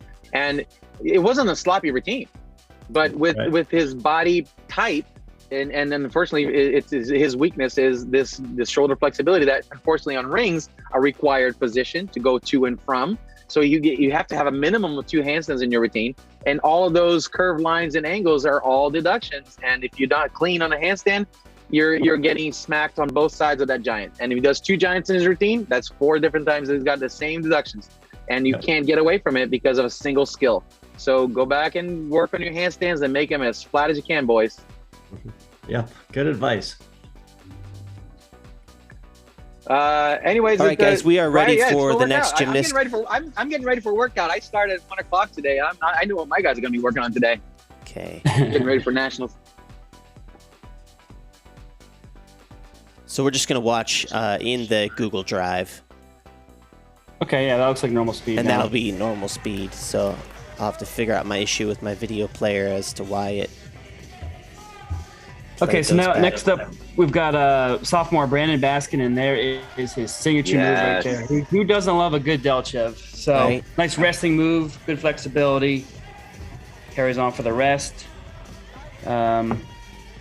Just has a continuous swing that causes some deduction. We got rid of the swing to handstand in this particular meet because it's one of those games of how much are we losing doing it. So I think we're really going to push that swing to handstand again in our next meet. But he was coming back from I don't know if a lat tear, but a near lat tear situation from a couple weeks ago. And you go, oh man, rings does not seem like a good idea to do too much of rings. So got him back in time to be able to do these. I think he did 5 events for us yesterday. So little rusty on some things, but Yeah, he should be able to have three more weeks of training before nationals and clean those things up and add a giant. Awesome. Nice. And his scores were, he started at 13.4 star value, and his final score was a 10.55. So that was a good score. They had a little wobble there on the dismount, landed a little short, had to work his quad, got his squats in for the day. Okay, let's get back to Minnesota. Ben Hayes. Yeah, Ben came in with a giant to handstand that was pretty inconsistent and couldn't get his arm straight. And we tried everything in the fall and eventually put him in the belt. I haven't spotted rings in the belt in a long time. And that was like the key. And he still doesn't quite trust it all the way in a competition, but he's gotten a lot better with it. It's been really fun to watch that progress and that kind of understanding of what it is he needs to do differently to make the change. And he's got a really good handstand on the rings. It's pretty solid. He's got a little swing going on there after the press, and here's his giant. And a little bit of arm bend on that left arm, but it's like it was really good. He was having a lot of trouble this week on rings, and really getting frustrated. Kind of that sense of doom and gloom as you're getting ready to go into the competition. He just stepped up. I mean, he just turns on a switch, and it's pretty fun to watch. I think the switch he turns on is putting the ice water in the veins as the competition begins.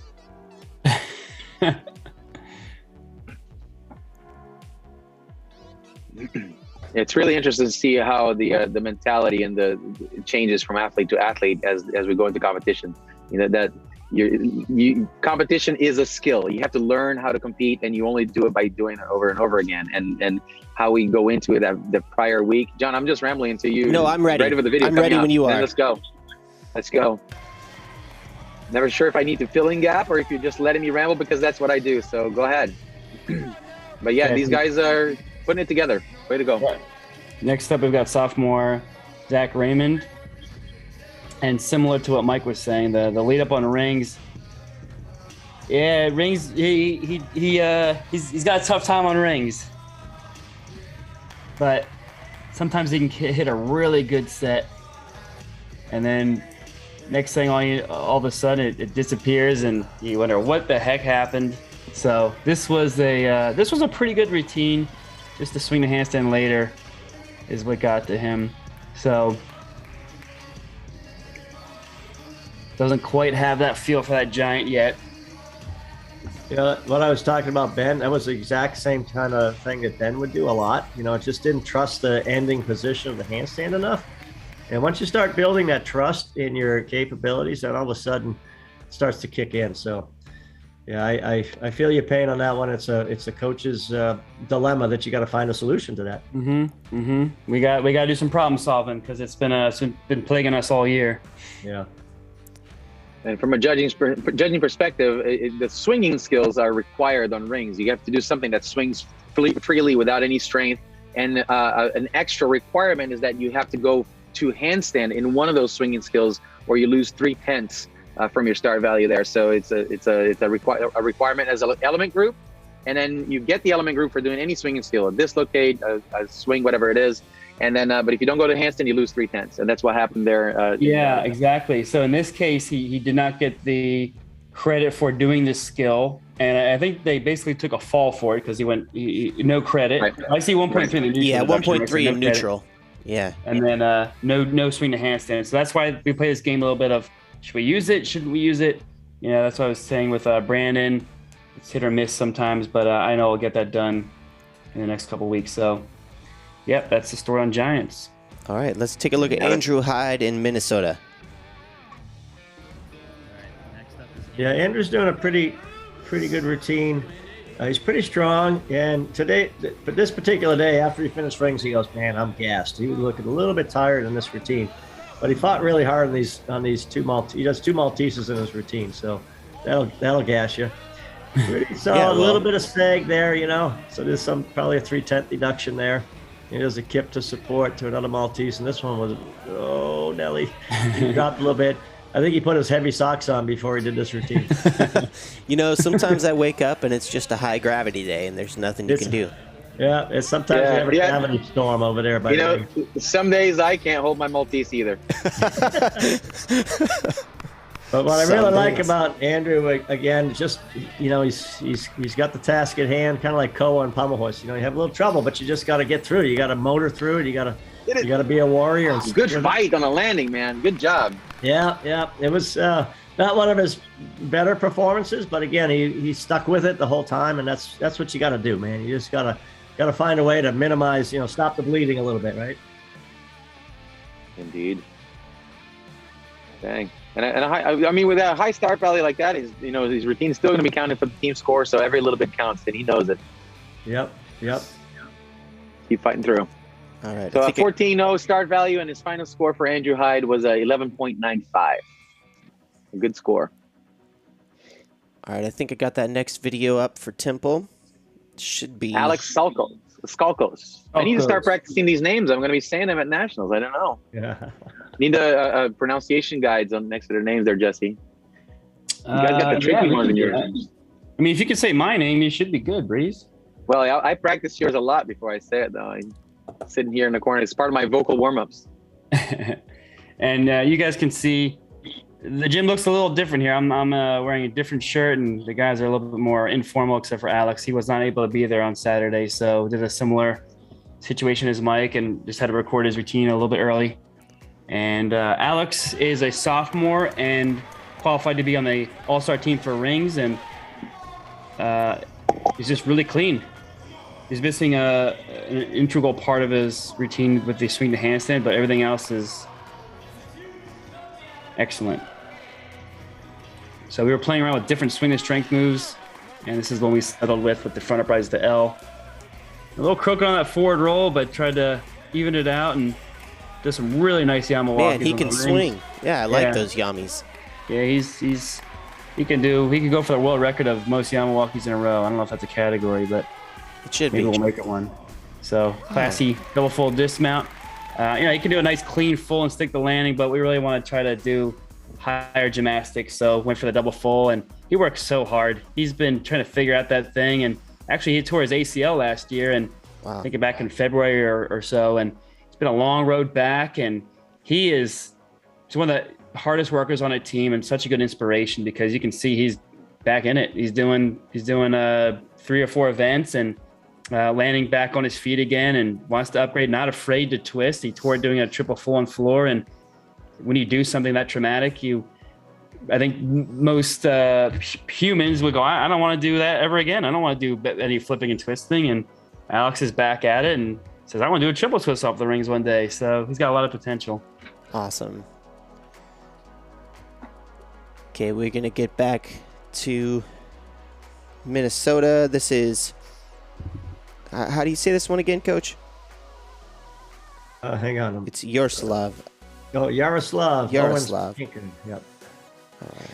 Yaroslav. So this is one of his signature events. He's a pretty strong guy, and he's worked pretty hard to get back to this level. Back about probably in October, he couldn't come close to any of this stuff. And I got to give him a lot of credit just for his diligence of, getting himself back into shape and very efficient. As a first gym med student, he doesn't have a lot of time, so he comes in when he can, and he just starts to rock things out. Nice back upright straight Nice. Nicely done. You're going to see the Go difference down between a to planche and a Maltese. There it is. and back upright Maltese. He's in the range pretty good there. A little bit of arch on that second one. And then he does cast to the Yamawaki to Jonasson. Gets a little caught up on the support of the Jonasson, back upright to L. And then he does a forward roll out to the straight arm back upright handstand. And back giant handstand. And the giant dislocate through to double layout. Stick! Boom! Chakalaka! Nice. Tell you what, it was fun having him on the East team for rings. He was on our squad there, right? I think he was like the anchor guy. Yep. Yeah, you guys got to be teammates, right? Who was officially the head coach for that team? Mike was the head coach. Oh yeah. Oh, there you go. So Yeah. you got to watch and did you get to lift all the guys from the other teams onto the rings as well, or did you guys rotate the assistant coaches? The coaches of the athletes, the personal coaches, they would lift up as needed, and that's something you get used to doing in your own gym, and it's kind of awkward for somebody else to do it. And so we kind of just, I was head coach in name, but we had a great staff and we had great coaches there. So it was a lot of fun just to kind of be part of it, be part of it with these guys and kind of experience the whole, thing that we went on there in terms of being at that meet. That's the first time I'd ever been to that meet. So it was really rewarding for me. And it's the first time that we ever did an all-star style competition. So everyone was testing the waters with that. Yeah, I spoke to one of my former NCAA coaching colleagues in the morning of the meet, and told him where I was, what we were doing. And he was like, "Oh my God, that's so awesome! An all-star meet. We want to do something like that. We just can't do it in the NCAA. We're too kind of stuck in our way, right?" It's one of the another benefit of GymACT and the opportunities that it provides is that we get to think outside the box and do that kind of stuff. All right, let's jump over to the last routine, Garrett McDaniel. I'm going to try playing it with my regular video player, and we'll see. If not, we'll switch to Google Drive. Yeah, we're going to have to go to Google Drive for this. Oh, yeah, we're back in slow. So give me just a second. I'll give you a little. You'll never lose points for holding the. Oh yeah, no, he's gonna hold that properly. So yeah, should have told him to do the legs together planche in this routine. Yep, Garrett's our. Can we talk a little bit about the straddle planche being demoted and how much I hate that, by the way? I know it's funny. It's a good straddle planche. It's funny to watch these rules and you go, that doesn't make sense, but at the same time you go, nothing we can do about it. And so, for example, we create a GymACT code of points, but we can complain about it. That's what we can do. We can create a GymACT code of points. Either do the skill or you don't do the skill. What are you going to do about it? We go, we'll do it anyway. So yeah, we'll still do it. Sacrifice planche. I'll take an A for planche. Go. Well, Breeze, I've never heard of a skill being demoted, but I have heard about it being devalued. So I like the demotion there. Huh? It earns less money, yeah. It contributes less. This is Garrett's favorite event. He really likes working rings, so having a good time. Being our ring anchor. Just a couple of handstands again, getting us with touching the straps or bent arms. But yeah, he's improved his swing the handstands lately, and he says I should have stuck that disc when I could have done it, but yeah, you know how it is. Sometimes your feet are too antsy and they move. But that was our highest ring score. Patience. Stay down as low as you can. Yep. Well done. That was Garrett, right? No, Alex. Excuse me. No, that was Garrett. That was Garrett. Yeah. So Garrett has a 13.5 start value at 11.95. So yeah, that's. I mean, again, rings is one of those events where deductions are easy to find, right? So if you got yourself close to the 1 point or less of deductions on rings, you're doing really well, because there's a lot of places, anytime you're on those handstands, if the judge just dreams of the fact that you're touching those straps, boom, 3/10 off, right? It's if you're giving them the option to take the deduction, they're gonna take it, right? It's unforgivable. The rings they have to be parallel or even further, keeping the straps completely free from the arms, unless you have some sort of body deformity that your arms don't go all the way out and you have to do a inverted cross. It's a deduction. So you gotta keep an eye on those things. Well done, both teams. So the running scores then for these two teams, I'll take over here for a second. And well, John, I don't know if you're still working on video. I'm ready or not, when you are, but you talk. Yeah. So the team scores on rings were Minnesota was a 49.25 and Temple with a 46.3. So the running score is, after 3 events, Minnesota 146.6 and Temple with 138.7. So Temple has a little bit of a lag there, having to catch up, and going into the second half of the competition. All right, let's jump over to the vaults. We'll start out with Minnesota's Andrew Hyde. So we do our vaulting over in the girls' gym over at Pike Gym, which is about 5 blocks down campus from our gym. So we did this on Friday and recorded our vaults on Friday. And so we come up with it twice a week. The winter time, it's kind of a pain to walk across campus when it's windy and cold and rainy, whatever. But it is what it is. It's what we got to do. Uphill both ways in the snow to vaulting, kids. When I was your age. Exactly. All right, let's see if what the Minnesota or the Temple vaults look like. So Andrew Hyde, real fast, a 14-0 start, 12-8 final score. Let's see. Hey, it's all going to be a guess until we get there. And as you can see, it looks like Fred is moving a little slow-mo.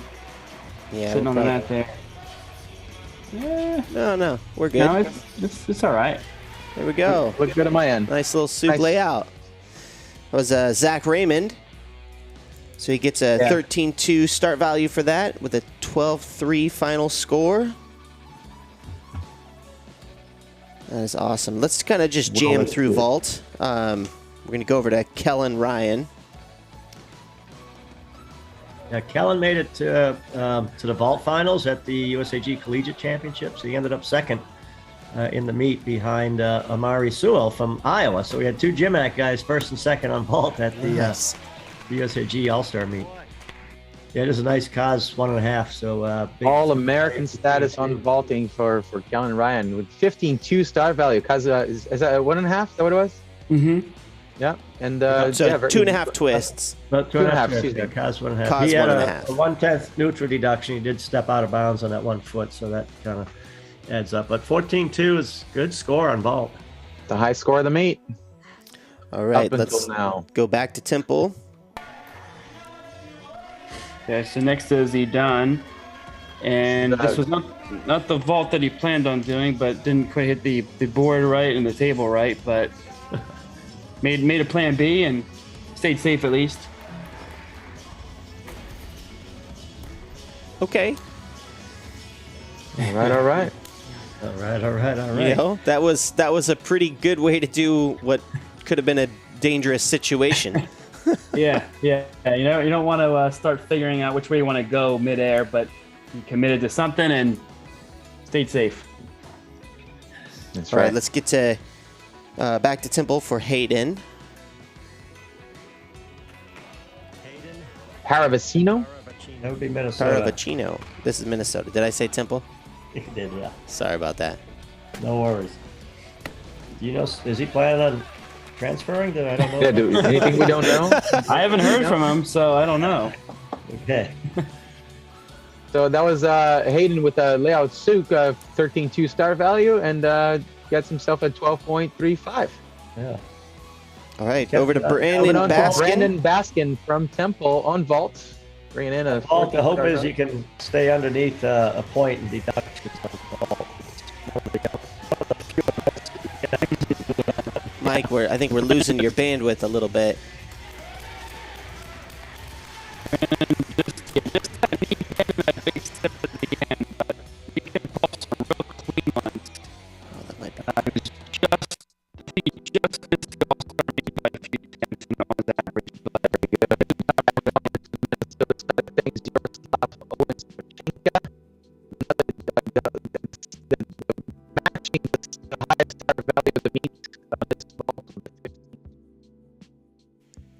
I'm not sure what's going on with my co-hosts, but I'm having a little trouble hearing them. I'll check back with them in about 20 seconds.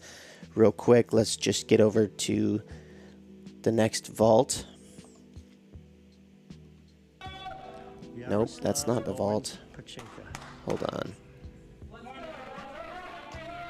There it is. Okay, let me see if they're working again.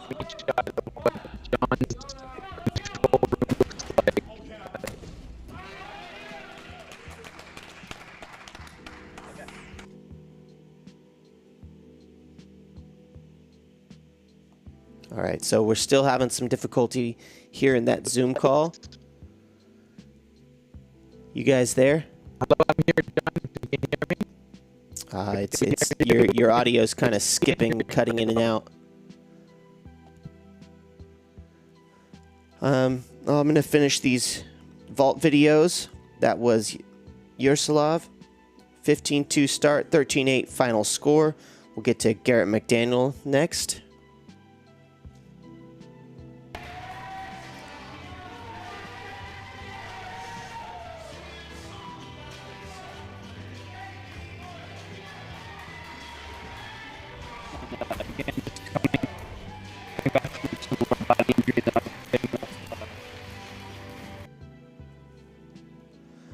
and then so Garrett McDaniel got a 13-2 for his final score.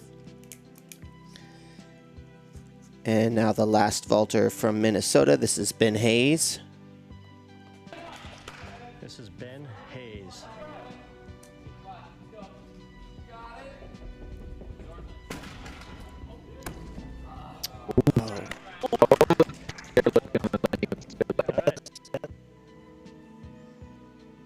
Okay, so that was Ben Hayes. Short landing on that one. 12-8 start value, 11-5 final score. Okay, next, Jacob Biller.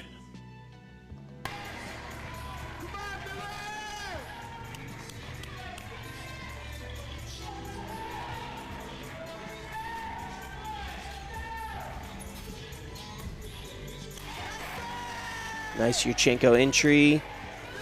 Layout full with the stick. That was a well done. Well done. Nice and clean vault. The judges liked it as well. One of two people to get the stick bonus on vault. And Temple with a final score of 52.35 on vault. 53.2 for Minnesota. And the scores are now 199.8 to 199.1. I'm going to check in on that Zoom call. Anybody still there? John, we're here. We can hear you well. Yeah, you hear me well, and I We can hear each other well on Zoom, too.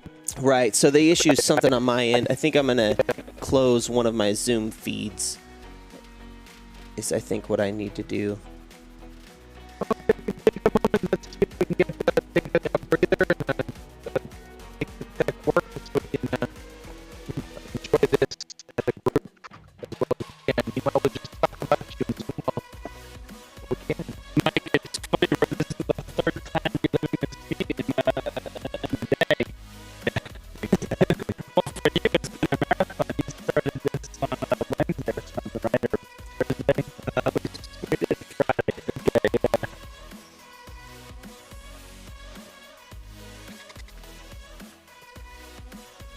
So as we All right, let me drop that. Okay, let's go to our next event, parallel bars.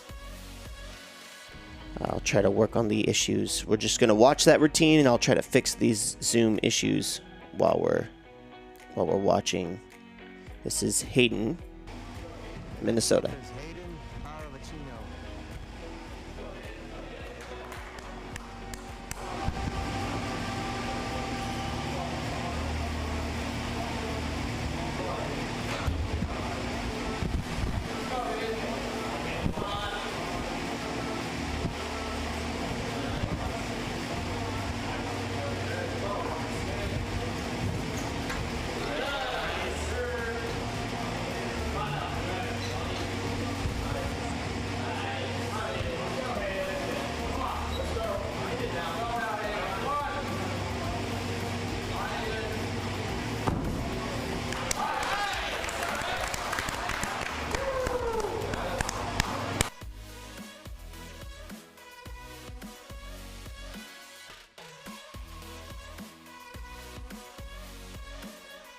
All right, ladies and gentlemen, give me just a moment to try to fix this audio.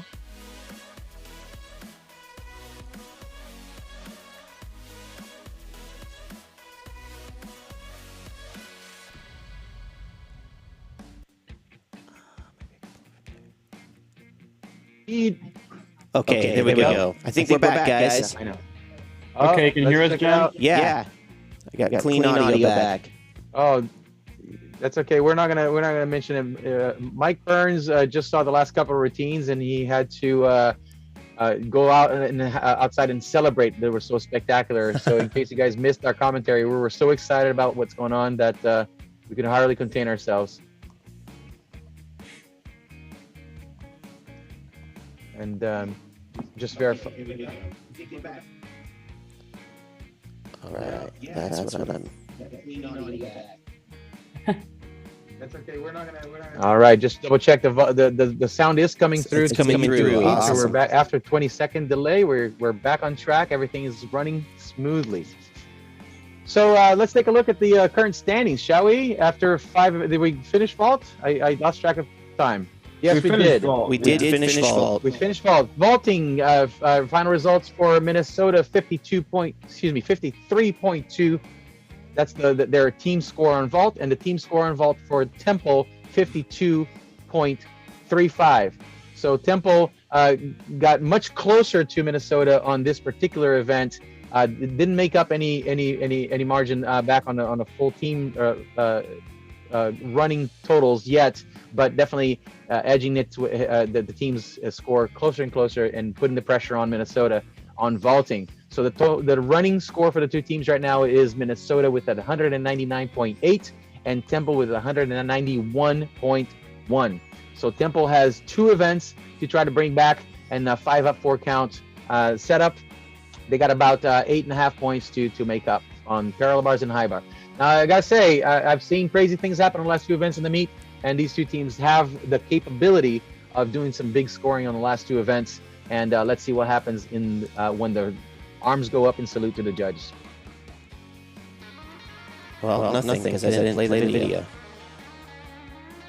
See, in my mind, that went perfectly. There we go. And right, first this is guy up in on real real time also. parallel bars for Minnesota, it is Hayden Paravetino. This is Alex Galcos from Temple, if you're seeing what I'm seeing. Yes, I already showed Hayden's routine. Okay.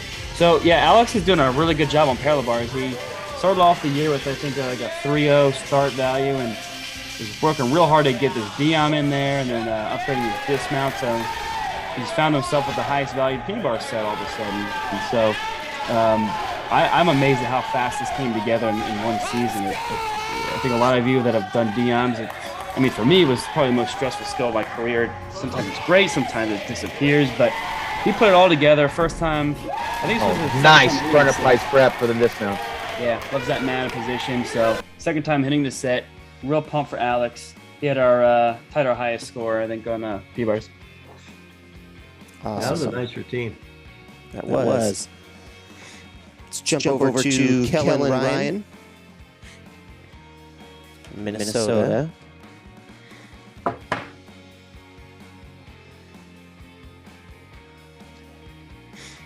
Kellen does the side free hip to handstand quarter pirouette in for a mount. It's new for him this year. He had started playing with it last summer, and you know it's a pretty precision oriented skill. You don't have a lot of room for error on this thing, and you know he'll go through in a practice day, 10 of them, and maybe 6 of them don't get there, and it's just a lot of work. And he almost didn't make it, but he really just kept fighting it, and does a nice Hanma here, but he caught with the claw. Yeah. On the bar, and all of a sudden it's like, oh geez, I don't want to break my fingers, so you kind of pull back up, and the judges ended up not giving him credit for the Hanma because of that, so it dropped his start value down considerably. But then he comes back and he erases a lot of problems with the start. Oh, nice. That's the way to do it.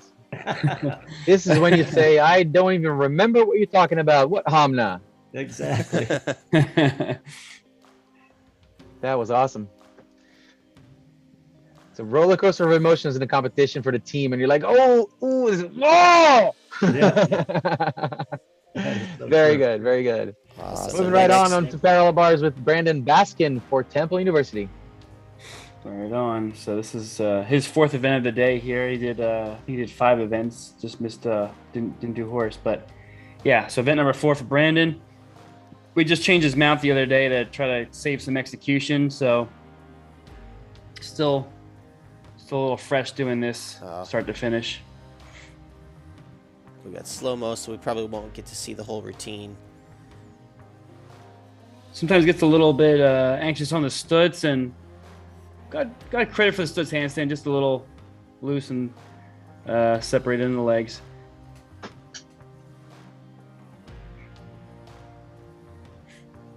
And then just gonna do the classic peach to L press handstand dismounts.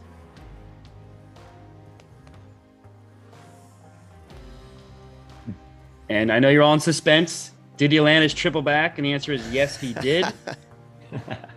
I thought for sure he was going to throw a Roethlisberger, actually. No, I did. All right, well, that was Brennan Baskin on parallel bars with a start value of 13.4. He ended up scoring in an 11.45. And keeping up with the Joneses there. The first two scores are close together, so doing pretty good. Temple staying on task. Okay, let's and jump if back we go to to parallel Minnesota. bars now with Minnesota, we have Ben Hayes.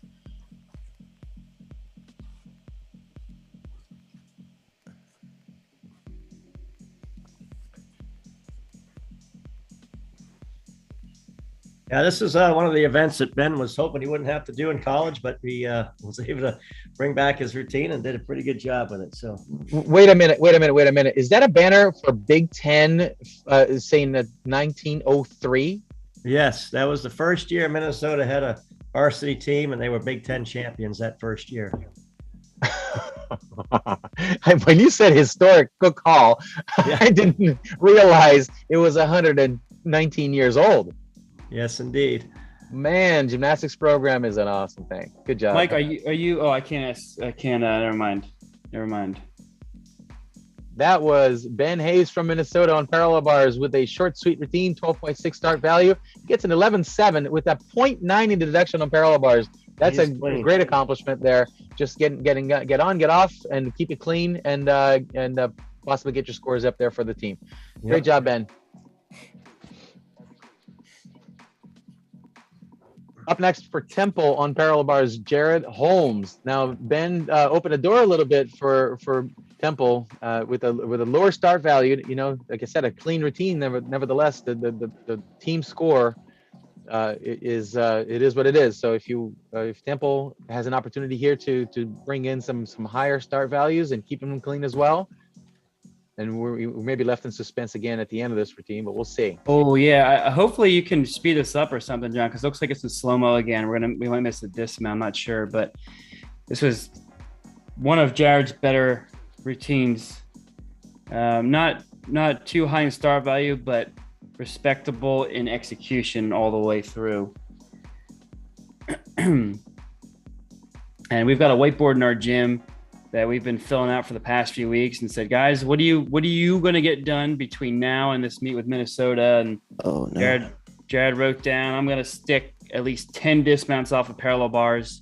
So I don't know if this video is going to come back up, but he did exactly that. Front uprights, front full, stuck the landing. And at that point, it's basically expectation because this guy has been onto it so well. I think he stuck maybe 15 dismounts in the past few weeks off parallel bars, and it was part of his habit. It's been a habit to stick. He did it there yesterday. So well done, Jared. Yeah, not too bad. Hey, can you guys hear me in Zoom? We can hear you in Zoom. Okay, but I've been quiet for a while. Is that right? Yeah, I haven't heard a word from you. I've been trying to talk. There was a slight audio issue. We're gonna get over to Minnesota.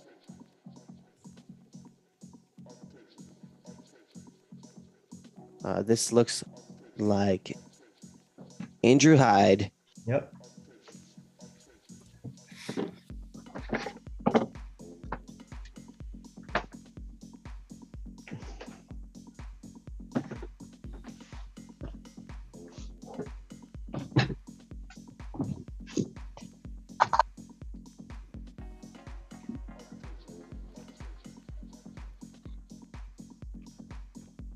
Not bad. Attaboy.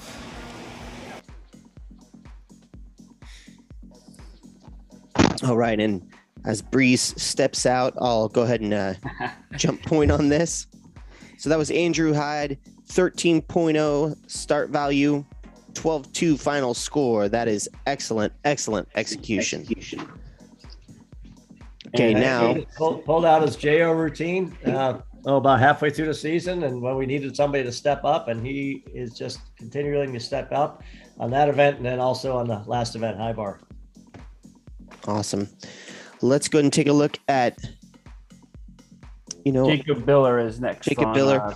Yeah, bear with me. I'm gonna need to pull him up From the drive. I'll tell you, Jared's watching right now, and he said I actually stuck 17 in the past few weeks and 18 if you couldn't the meet. So that's a lot of stuck landings, man. So again, love when we see that direct result of hard work in the gym panning out properly in the meet. So 18 stuck landings, man. That's how you do it.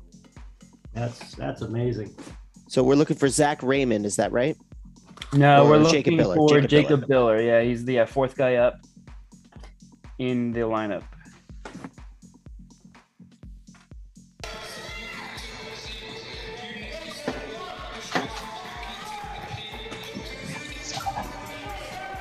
And you'll see this is another really well executed routine.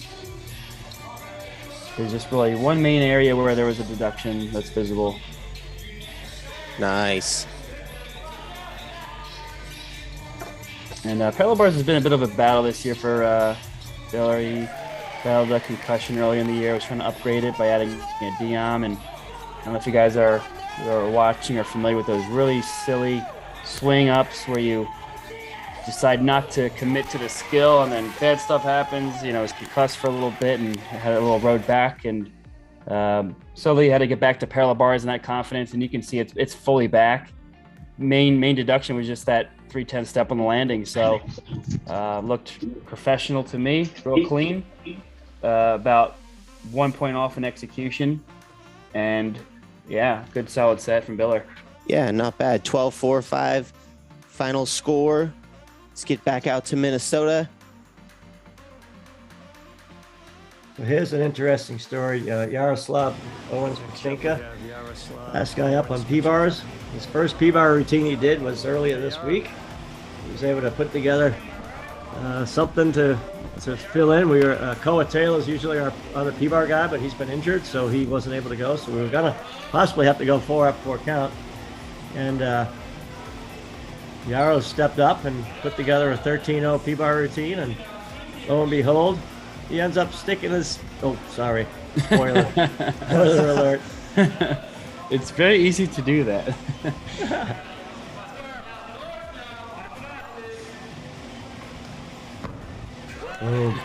There it is. He's got to swing the arms a little bit for the bounce. Kind of thought that was coming. He made it. I had a suspicion that was coming. All right, I'm going to pull up the next routine. Okay, it should be Zach Raymond, 5th up. There it goes. So Zach's doing all around in this meet. This is his 5th event. And yeah, this kid is always hungry to upgrade things. And I said, oh no, we gotta, it's competition, championship season now. We gotta hit. So, it's always that game of when do we upgrade, when do we not? But gotta appreciate it. He likes doing all 6 events and wants to be the best he can be. And has been improving this parallel bar routine over the past year. But yeah, sometimes that DM gets him a little trouble. And recovered okay.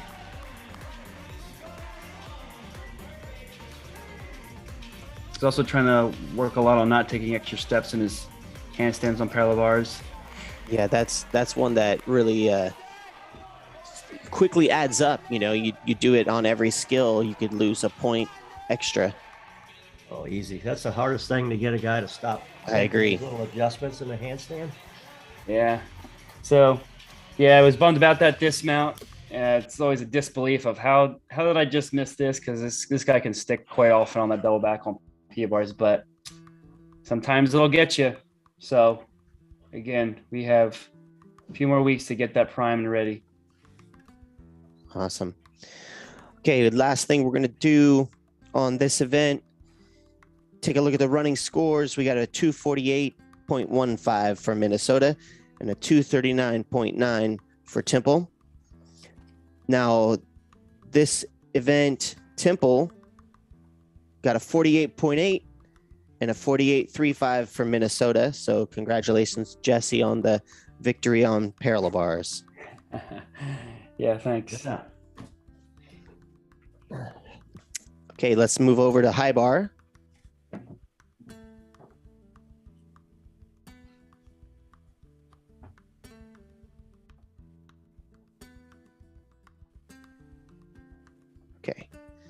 So high bar, we're going to take a look at Minnesota's Hayden Parvicino.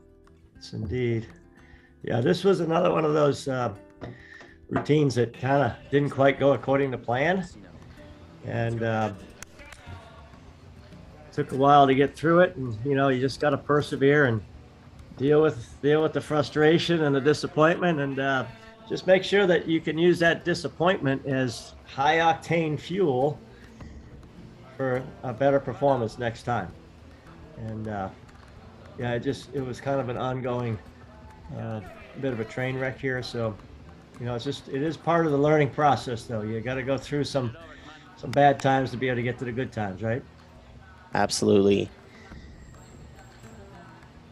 I know the hardest high bar routine that I had to get through, I fell 3 times on the same skill. After falling twice, my coach looked at me and said, "Get up, finish your routine." I got up, did a few giants. I was like, I can do this. Tried it the 3rd time and fell again. So in the long history of good decisions, that wasn't one of them, is what we're saying. I bet your coach was really happy about it too. Yeah, I missed qualifying to nationals by 3/10. Oh no! Oh god! What skill was it, John? I don't want to talk about it. It was an Indo. I went back to the gym and I made like 30 in a row the next day. It was not a skill I missed. That's why I tried it again. Oh man. Landing, let's go. All right. Finish. All right. Yeah, that was a long finish to the day for Hayden. I felt bad for him, and again, like it's just part of the growth process, the developmental process. You gotta have some bad days to get some good ones. It's a great balance sheet of life. Yeah. All right, we're gonna go back to Temple, take a look at. We're gonna try it, just playing the video. Looks. Yeah, I think this is gonna work. Yes. So. Yep. This is Alex's 3rd event in the day. And short and sweet, pretty clean. Oh, nice. That's a Veronin, right? Mm-hmm. Well executed. Yeah. He's been really working on his lines and his angles. His angles are tricky, so he's trying to figure out how to not throw the body over and finish in a better handstand. So, Yep. Starting to figure it out. Yeah, the Veronin like that. I see a lot of juniors try it, and they end up doing just like a piked pirouette. Yeah. And so I like this, that he actually executed it well. It was good. Yeah, I hope you're watching, Alex.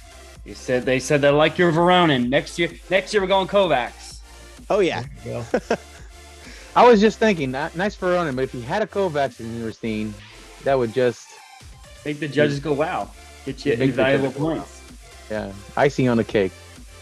All right, we're gonna get back to Minnesota. We got Kellen Ryan next, and he's made some huge improvements this year in his difficulty. He came in working at Kovacs, and it was pretty good, but it wasn't quite ready for routine. And then he ends up putting in his routine. And by the time season comes around, then he learned a Coleman probably about a month ago, maybe 2 months ago, and he put it in for the first time at our meet with Nebraska. So here's the Coleman. He mounts with a Yamawaki, does the Coleman, little leg separation on the catch, but not bad. And then he goes to the Kovacs and just sends it a little bit too long. And so he asked me, he goes, "Do you want me to do it again?" I said, "No. Just get up and finish the routine." Cut your losses right here. Yeah, we were having a conversation yesterday about the high bar, how where you want your release moves to be is as far as you can possibly reach and still get the bar. That's how you get the best swing out of it without any deductions. And if you play it safe and you catch it, hugging the bar, you're not going to get a good swing out of it. You're going to get all kinds of extra execution points taken off. And sometimes you risk a little too much, and a quarter of an inch off, and that's all it takes. Yeah, Breeze, that's well said. It seems like contradiction, doesn't it? Yeah, yeah. You want to go as far away from the bar as possible and still catch it. Yeah. So, another good thing, Kellen had a little trouble on the P-bars with that Hanma, and but he stuck to dismount, and he had a little trouble with the Kovacs, and he stuck to dismount here. So this was a little uncharacteristic of Kellen. He had that trouble on floor, and then the P-bar thing and the high bar thing. So I know that's going to fuel him to. He's a little disappointed that he didn't do better. So I'm thinking by the time we get to GymACT Nationals, he's going to be on fire. Yeah, this is going to be the fuel for the turbo booster, isn't it? Yes, indeed. All right, let's get over to Steven Rathbone.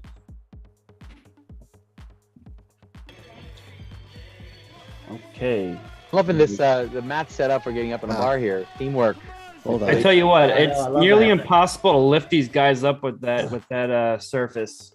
It would be, we'd be getting a fall every time if I try to lift them up and they miss the bar. So, Yeah. yep. So Steven is, as I mentioned, he's a sophomore on the team, and we got rid of his, what was it? The Veronin he was doing, and had this knee bend he just couldn't seem to get rid of. So we brought back the Tkachev and started, actually last year, if everybody was watching this, he did a Tkachev that was too close and actually landed with his chest on the bar. And it took a while to get this skill back in the routine again, but there it is. When I say Nice. sometimes you try to hug the bar, you don't want to try to actually hug the bar. Literally, though. yeah. Steve loves high bar that much that he had to give it a hug. So a little early on this Weiler, but sometimes you just have to keep it the way it is, work on it later. So sometimes he goes into handstand, sometimes not. So mainly just angles and some knee bends throughout, but Dan gets the job done. Not bad. So just as a point of reference to folks, though, if you're watching this on YouTube, head on over to gymact.org, and right on our front page, well, depending on how long it takes for you to go there, I might not have there anymore, but in our news, there's a blog entry with the conference championships information. And the score sheet, the official score sheet, is actually a file that we're sharing, and it's available for you to go look at it as a viewer. So you can actually go in and see the scores. You can see the all the routines, watch them in real time and full speed and not glitchy on your own internet connection. I know we're not quite done yet, but I just want to say a huge shout out to John for putting this together. Kind of it's a first time we're ever doing anything like this, watching a meet from so many different sources put together into one space. And the technology that we're using is one that we use usually for either a live meet or a different format of virtual competitions. So John, thank you for rocking the house here and making this thing work. That we can see each other at all is a small miracle. And the fact that we can see most of these routines, bottom line is amazing gymnastics being performed. These athletes, I hope we're trying to do justice to how hard they've worked and the awesome gymnastics that they performed this weekend. Thank you, Breeze. GymACT.org, check it out. Yeah, thank you. All right, let's continue with our coverage. Going over to Ben Hayes. Next up is Ben Hayes. Ben Hayes has found a way to utilize the coda points to his advantage. Oh, hang on. I got someone coming. I got a special guest coming to my place. real quick here. No worries. So mounts with a vault catch. Nice. Come on, angle. The two variations of how you go into the Yamawaki, which is a straight body over the bar, you can do it with a vault catch technique, or you do it with a Veronin technique, and you got to start with one or the other, Right. and then you see it develop from there. Ben did a great job keeping it clean all And he throughout. gets and a the start stand. landing. He's pumped. Stoked. Well done, well done. So the score for Ben Hayes on high bar, he had a 13.0 start value, and then he ended up with an 11.6 final score. Again, keeping it clean there, a little bit above 1 point in inductions, but a good routine for Ben. Okay. Queuing up that next temple video. Here we go. Okay, so this is Brandon, and this first release is a skill that I originally heard his lad on, so didn't really get too many numbers into this, and ended up with a little bit of a wacky release there. But he can normally get this thing really high. So recovered okay from it and pretty smooth here on out. Trying to get rid of those hand shifts on these turns. But still a work in progress. Yeah, every time you glide yourself across the high bar horizontally, on the bar, that's occurs a small deduction. If he's adjusting himself on every one of those giants, just adds up. Yeah, and Brandon's been good at sticking that dismount, but Look like his mat was a little soft. yeah. Sometimes the mat situation makes it a little bit more difficult, but he's been really good at sticking those double backs. We've got a sick pledge going on this year, so we did get 2 more sticks yesterday.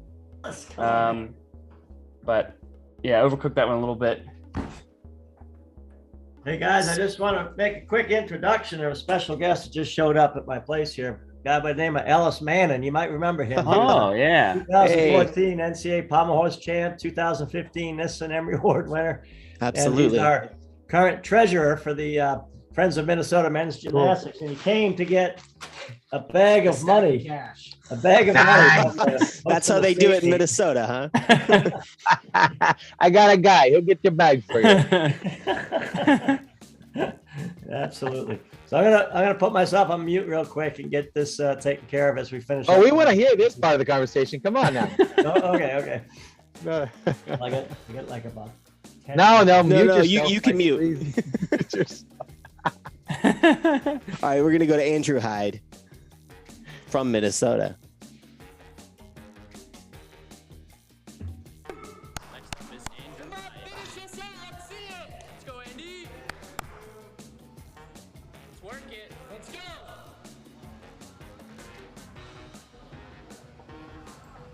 Good. There's a There's vault that catch. Or Catch Veronin. slash Yeah, Veronin. that one was kind of an in-betweener. But you can See, tell that if was you're- that borderline piked pirouette. Yeah.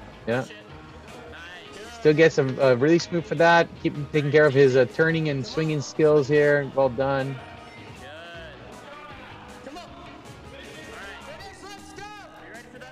And then here he comes, winding up for the dismount.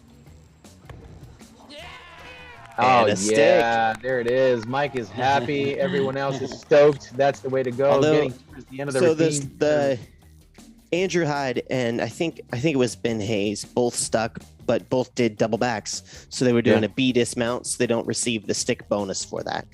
Right. But again, this is when the math makes no difference, right? In the competition, in the heat of battle, you're not focused on that 1/10 difference. You focus on the fact that it's the clean way to put that exclamation point at the end of a routine, and the team loves it, the guy loves it, and it brings the morale, brings the meet to a close that is much more meaningful. Okay, so now we've got Jacob Biller. Junior Jacob Biller, and this has been a routine that's been stressing him out all year for some silly reason. Sometimes it's the release move. If it's not the release move, it's something else. But put it all together at this meet yesterday. And again, just going with, we removed a couple skills that have angle deductions. So again, it's a pretty simple, well executed routine at this point. But always want to. It's hungry for more difficulty. It just has to be worth it. It's one of those instant dismounts. That scared me a little bit. Oh yeah, it scares Not gonna everybody. He lets go, all of a sudden he does 2 flips and a full twist. He's on his feet and don't even realize what happened. Definitely snuck up on us, and that was a really good routine, like you're saying. Keeping it clean. That time, no one would have known of any of the hardships that he's gone through at all this year, because that looked beautiful. It's a 13.4 start value for Jacob Biller on high bar. He ended up scoring a 12.2, just a little higher than the 1.0 in the deductions. And it does add up, right? Real quick. Every time you tap through the bottom of the bar, slight knee bend, catching with slight leg separation on Tkachev, which was a beautiful Tkachev, and then just kind of slops out a little bit. Angle deductions, unfortunately, they keep incurring on every turning skill, every pirouette. So you got to be right on top of that handstand for a no deduction. But Jacob did a good job at keeping it nice and clean. I like the idea of that. The clear hip, the free hip on high bar, to me it's a undervalued skill. It's a hard skill to do well, and it's a simple skill, but it's a hard skill to do perfectly. And I think Jacob did it about as good as any. You're highlighting the skill that sometimes is troublesome for him. At the All-Star meet, he came out a little early, but Yeah, he just kind of plays with that handstand angle, but you can see he got it done yesterday. You got to risk it to get the handstand, and you're like, it's an A move. Why am I? I know. It's funny. All right, let's jump on over to Jake Sawyer. His teammates disappeared for this one, huh? Yeah, so I think I'm just kidding. It's a different day. Yeah. You had to record it. Yeah. Yeah, this is the guy who had to come in on his own. This is the guy who comes in by himself to work out because he's got this work conflict. So he's in the gym practically by himself with Mike. So Jake is, again, the N2 award nominee this year, and a great human being. And as you can see, Nice. putting it together in the gym. Nice Tkachev right on the bar, swinging straight arm giant out of it. Well done. Judges are going to be looking at these angles right there. He finished right on the handstand. Well done. Right there, a little bit off, but that's within the realm of tolerance for the skill of getting credit. Doing really good, keeping tight legs for the most part. Nice double layout dismount. He's a fairly tall athlete, so pulling a double back, looking nice like that, that's a good thing, a good way to finish the routine. So that was the last athlete for Minnesota on high bar, and for this competition, that was Jake Sawyer, and he scored from a 13.4 start value, ended up scoring at 11.8, bringing the team score on high bar to a 46.95. A great meet for Minnesota. Not 30 for 30, but they did a great job keeping things going all the way to the end. And we have the last guy up from Temple on high bar, Mr. Zach Raymond. Yep. So this completes the all around for Zach, and he similar to what John was saying about in-bar moves. He can do them really well, and this week leading up to it, he just said, I can't tell what's going on with it, but he pulled through. So sometimes we start off with the Yamawaki, but we upgraded somewhere else in this routine instead.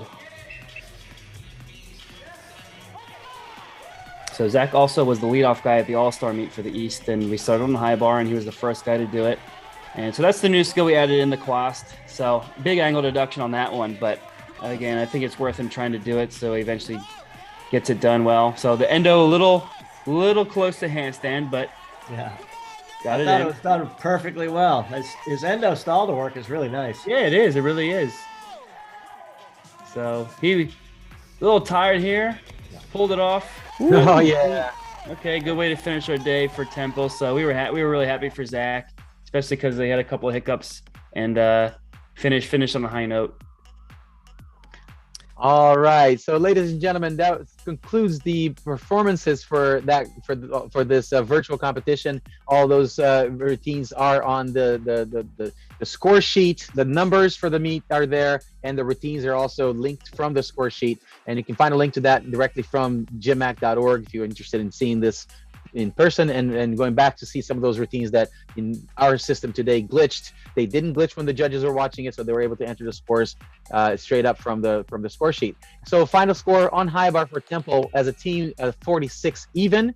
A good score for Temple, not quite enough to overtake Minnesota on that event. And also for the final team scores, in first place for the East GymACT Conference in our second year of existence of the conference brackets, the team from Minnesota, the champions. Congratulations, Mike Burns and the boys out there. I'm going to try to just reel off the names as fast as I can on the roster, but I don't have a full roster. I just get through the events. Jake, Andrew, Ben, Kellen, Hayden, Yaroslav, Andrew already said. If I'm forgetting anyone over here, I apologize, but I'm just going to say that was roughly the whole team. And in second place with an 285.9 on a 5-up 4 count team strategy is the team from Temple University. Well done there, Jesse and the boys. Zach, Jacob, Brandon, Steven, Alex, Jared, Edan, and Garrett. I think I'm forgetting one or two there, but that's mostly the team. Guys, I don't want to. I'll let John do the final closing. But from me to you guys, just thank you so much. That was amazing. What a fun thing to do. You coaches are my heroes. You're my friends. You're my buds. You're my mentors. Every day I strive to be a little bit more like you guys. So thanks for this time and energy. For the folks who watch this on YouTube or Facebook, wherever you are, thanks for your continued support and and participation. And without you guys, it's just us talking about gymnastics, and that's not as fun. So thanks for watching.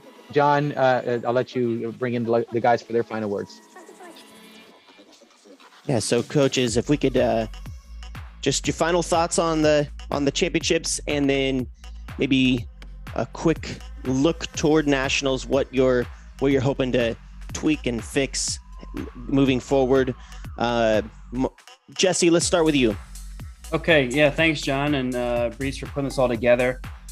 You can see there it started off pretty close, and then we were behind on Pommel ring. So I was telling you guys, man, I couldn't sleep last night. I had to get my computer back out and start crunching numbers and looking at where's the big difference coming from. And in terms of execution, we were pretty similar, but it's a 10-point difference in difficulty, which is, I think, the gap in the score right there, right? Yeah, the 295 and the 285. So I'm going to just look at where can we upgrade things properly if they've been doing things that are pretty much ready to do. But it just came down to pure difficulty, and our tactic was to be consistently good across the board, and our start values aren't as high as we want them to be, but we need to hit number one. So this was our best hit meet in our intra squad, is what it felt like, in a couple of months. We had a really good meet in February, and then couldn't really get it done because we upgraded and weren't hitting as well, but it was good to test those out. And we just said, we got to hit. So we had an 81.6% hit percentage, counting everything, meaning 30 scores.